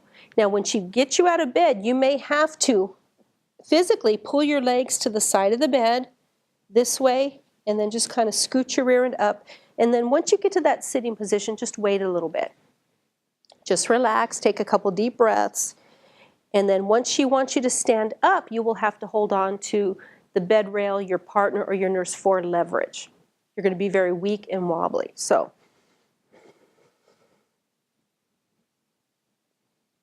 when you finally do stand up, you're going to stop about here. You're not going to be able to stand up all the way. Okay? You get to this point, wait until the room stops spinning before you walk. Now, she may want you to walk to the bathroom. It might be 10 feet. It will feel like 50. So this is about as fast as you'll be walking. Now, if you start to feel lightheaded at any point, she can slide the chair right underneath your rear end. You can sit down and wait a little bit. Once you get into the restroom, you may be able to go, you may not be able to go because of catheters, medications. It may reduce that ability to urinate. You sit there for a while, then you get up, you come back, you get back into the bed or the chair. Now, if you feel comfortable, you can use the restroom from that point on. If not, they can bring a bedpan in. Now, don't try to be super person. They're going to give you medications for pain. Take it on a regular basis because muscles heal when they're relaxed. If you wait too long to take the pain medication, it doesn't work as well as it would if you take it on a regular basis. It won't hurt the baby with breastfeeding. They're also going to give you medication for gas because that's one of the issues with abdominal surgery. And I've seen women blow up with a ring. They're so full of gas. So one way to help with that is to walk. You put your robe, slippers on, put the baby in the bassinet, and you can walk down the hallway to help get rid of the gas. Now, if you start to walk and you're putt-putting behind you, don't be embarrassed. The nurses will be happy. Oh, yay, good for you. Like, quick, run away. Now, if you're in your room and you have visitors there and you need to let it go, let it go. You'll feel so much better. You don't want to hold that back. That's just part of the process. When you go home, you're going to need help. If you have a 2-story home, we really prefer you stay downstairs the first week or two. If you can't do that, if you don't have an extra bed or a lousy couch, then you go up at night, you come down in the morning. You cannot go up and down the stairs all day long. You're going to avoid them. The only thing you can hold is your baby, and they're going to help you in the hospital with positions for breastfeeding to keep the baby off your tummy. If you have stairs, a better way to go up the stairs is to hold the railing and go up backwards to keep the stress off that incision site. Warning signs would be, on the incision, would be if the area becomes swollen, puffy, if anything's oozing from the site, if it's swollen, looks purple underneath, or if you're running a fever, if there's an odor. You need to let your doctor know. The nurse will instruct you on to keep the area clean and dry, but these are things you're going to look for when you go home. So you got to take it easy. You've given birth and you've had major surgery. And some women have a difficult time if they end up giving birth by cesarean. And you need to know partners to be sympathetic, let her talk until she can't talk about it anymore, because for some women it is difficult. Others, it's just another way to give birth. I say, thank goodness there's another exit, because if there weren't, my son wouldn't be here.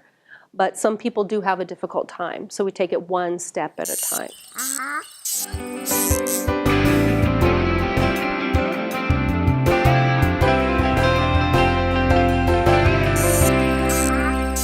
Postpartum care. What to expect from your body physically, with her emotionally after she gives birth to her baby, starting from the top down. When it comes to your breasts, you may have been told by a friend, a family member, somebody that you need to prepare your breasts for breastfeeding.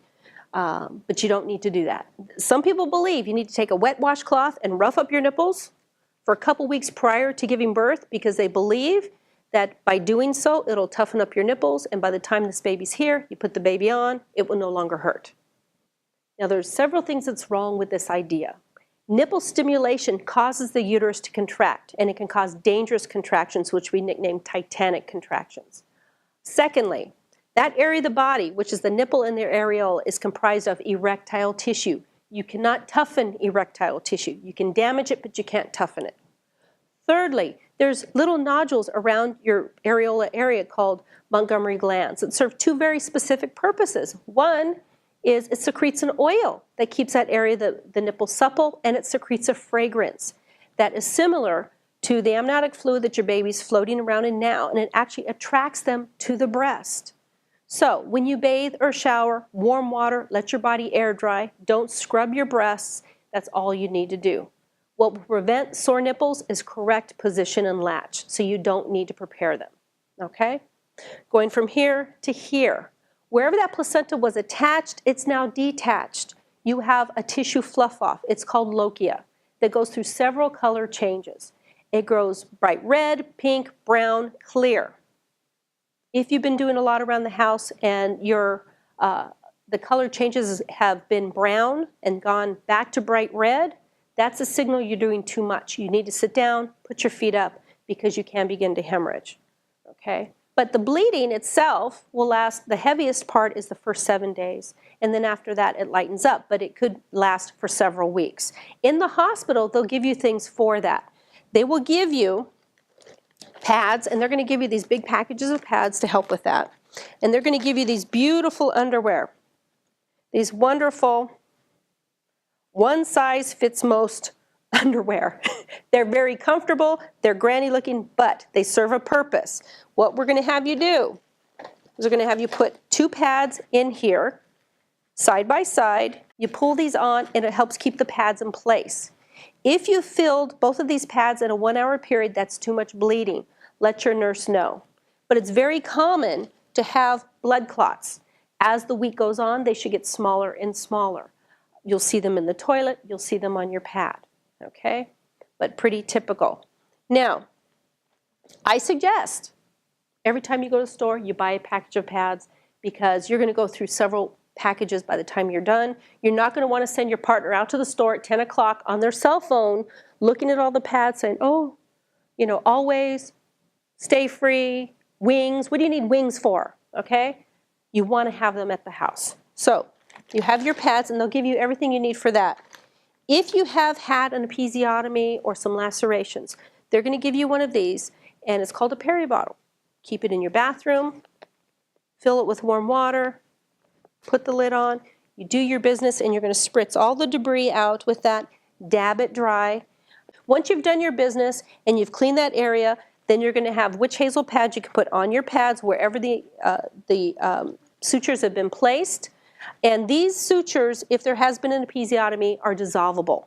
And they'll begin to dissolve and fall out, usually within 12, 15 days or so. But the issue is when they begin to heal, that's when they start to itch and burn. Okay, so there's a product you can get called Dermaplast Spray. I call it the Freeze It, Numbs It Spray. You can get it anywhere. They sell Band-Aids. And keep it in your diaper bag because you can be out somewhere and they'll begin to heal and you'll be very uncomfortable. And you spray it and it freezes everything, helps it to feel better. If you need to, you can take pain medication. It won't hurt the baby at all. And then just sometimes that's a signal to stop and put your feet up and just kind of take some time to take a break. Emotionally, she can go through some changes. Now, baby blues is normal. Depression is not normal. 3-4 days after you have the baby, when your breast milk starts to come in, you have a hormonal upsurge. And she may begin to be weepy and crying. And partners, you could be looking at her going, why are you doing this? The baby's out. But it has to do with that hormonal upsurge. It has to do learning how to breastfeed, having a new baby in the house. There's a lot of issues. So baby blues is typical. It may last a few days to a week. But if it becomes to the extremes, either she's sleeping too much or not sleeping enough, eating too much, not eating enough, she feels very detached from her baby. She may not call it by name. She may call it it or refer to it as it. This is a situation that is not normal. She may feel very inadequate in her ability to take care of her baby. Partners, if you see this, when the baby's sleeping, approach her, talk to her lovingly, and both of you go to the doctor together. Moms, if you feel this in yourself, don't be ashamed. It's not your fault. It's a hormonal imbalance. You both go to the doctor together, and you will need treatment. You can't ignore depression. It will not go away. It needs to be treated. And then you can enjoy your baby at that point. So if you feel this, take the time to get it taken care of so you can enjoy your baby. Once you give birth to your baby, your doctor will give you typically a 6-week rule for healing with a vaginal birth. If it's a cesarean birth, they'll give you about an 8-week rule. And but partners, it may be a while before she is interested in having relations again. It may be physically or it may be emotionally. So I always suggest that after the dust clears, about 4 weeks, 5 weeks after the baby's born, give her 2 days a week where she can have 3 to 4 hours to herself. She can hand the baby over to you. You're not babysitting, you're being a dad. And you can bond with your baby, and she can do whatever she needs to do to recharge her batteries. She can take a nap. She can go to lunch. She can go to the movies. She can soak in a tub, whatever she needs. I guarantee if you give her that time, she's going to be a much better partner to you and a much better mom to this baby, okay? So we cannot read minds. Moms, if you are exhausted and you need help, let your partner know, I need help. Partners, don't wait for her to beg. Pick up the slack, do some laundry, wash some dishes. And when the dust clears, when everything starts to settle down again, she may be physically healed, but she may not be emotionally ready to have sex, but it's up to her. It can be a few weeks, it can be a few months. But what you need to be aware is the physical changes your body goes through after you've given birth. If you've had an episiotomy, if you had lacerations, it may be very uncomfortable to resume relations again. When you're breastfeeding, it dries up the vaginal walls, so you may need another lubricant. So some things to kind of be aware of. Maybe you decide you want to continue with your relations, and it may be very uncomfortable for her. You may need to be creative in positioning because of the healing process. Because if there has been a tear there, scar tissue is there, and scar tissue doesn't stretch. So she may be very uncomfortable. When you're breastfeeding and you become sexually excited, your breast milk can leak or spray. Now, if dad is curious about breast milk, it won't hurt anything. It'll just increase the supply. But if it bothers him, put in some breast pads and a bra, you got it taken care of. But these are things you have to look forward to be aware of. And remember, if it's uncomfortable to have relations, there's other ways of showing affection. Hugging, kissing, remember what brought the two of you together, because you really need to make an effort to keep your relationship going once a baby comes into the picture. So take time to have a date night. It's okay for baby to spend time with grandma or somebody else. And just focus on your relationship at least once or twice a month to keep it going. But these are things you need to be aware of.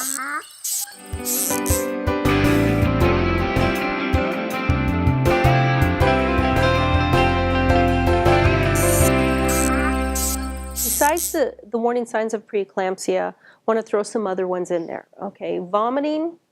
The problem is if you're vomiting too much, you can become dehydrated. And dehydration is a good way to put yourself into preterm labor. So if you're vomiting to an extent, you need to call your doctor and see what's going on. Okay. Bleeding is never acceptable in a pregnancy. Now at this point, if you were to have intercourse or an internal exam by your doctor, it's normal to have a little bit of spotting. But if there's enough blood to where you need to wear a pad, you need to see your doctor. They may just send you right over to the hospital. Okay, but you do definitely need to be seen. Okay. Infection is one of those ways that a lot of women go into preterm labor, and typical infections are urinary tract infections, bladder infections. So if you have decreased urination or painful urination, you need to see your doctor. Okay. And then along with the movement, we want to make sure we're paying attention to the movement of the baby as well. Now, localized pain, here, here, or here, sharp, not going away, with or without bleeding, you need to be seen because that can be abruptal placenta.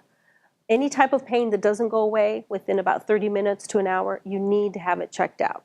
Now, sometimes it can be a gas bubble, but we need to know.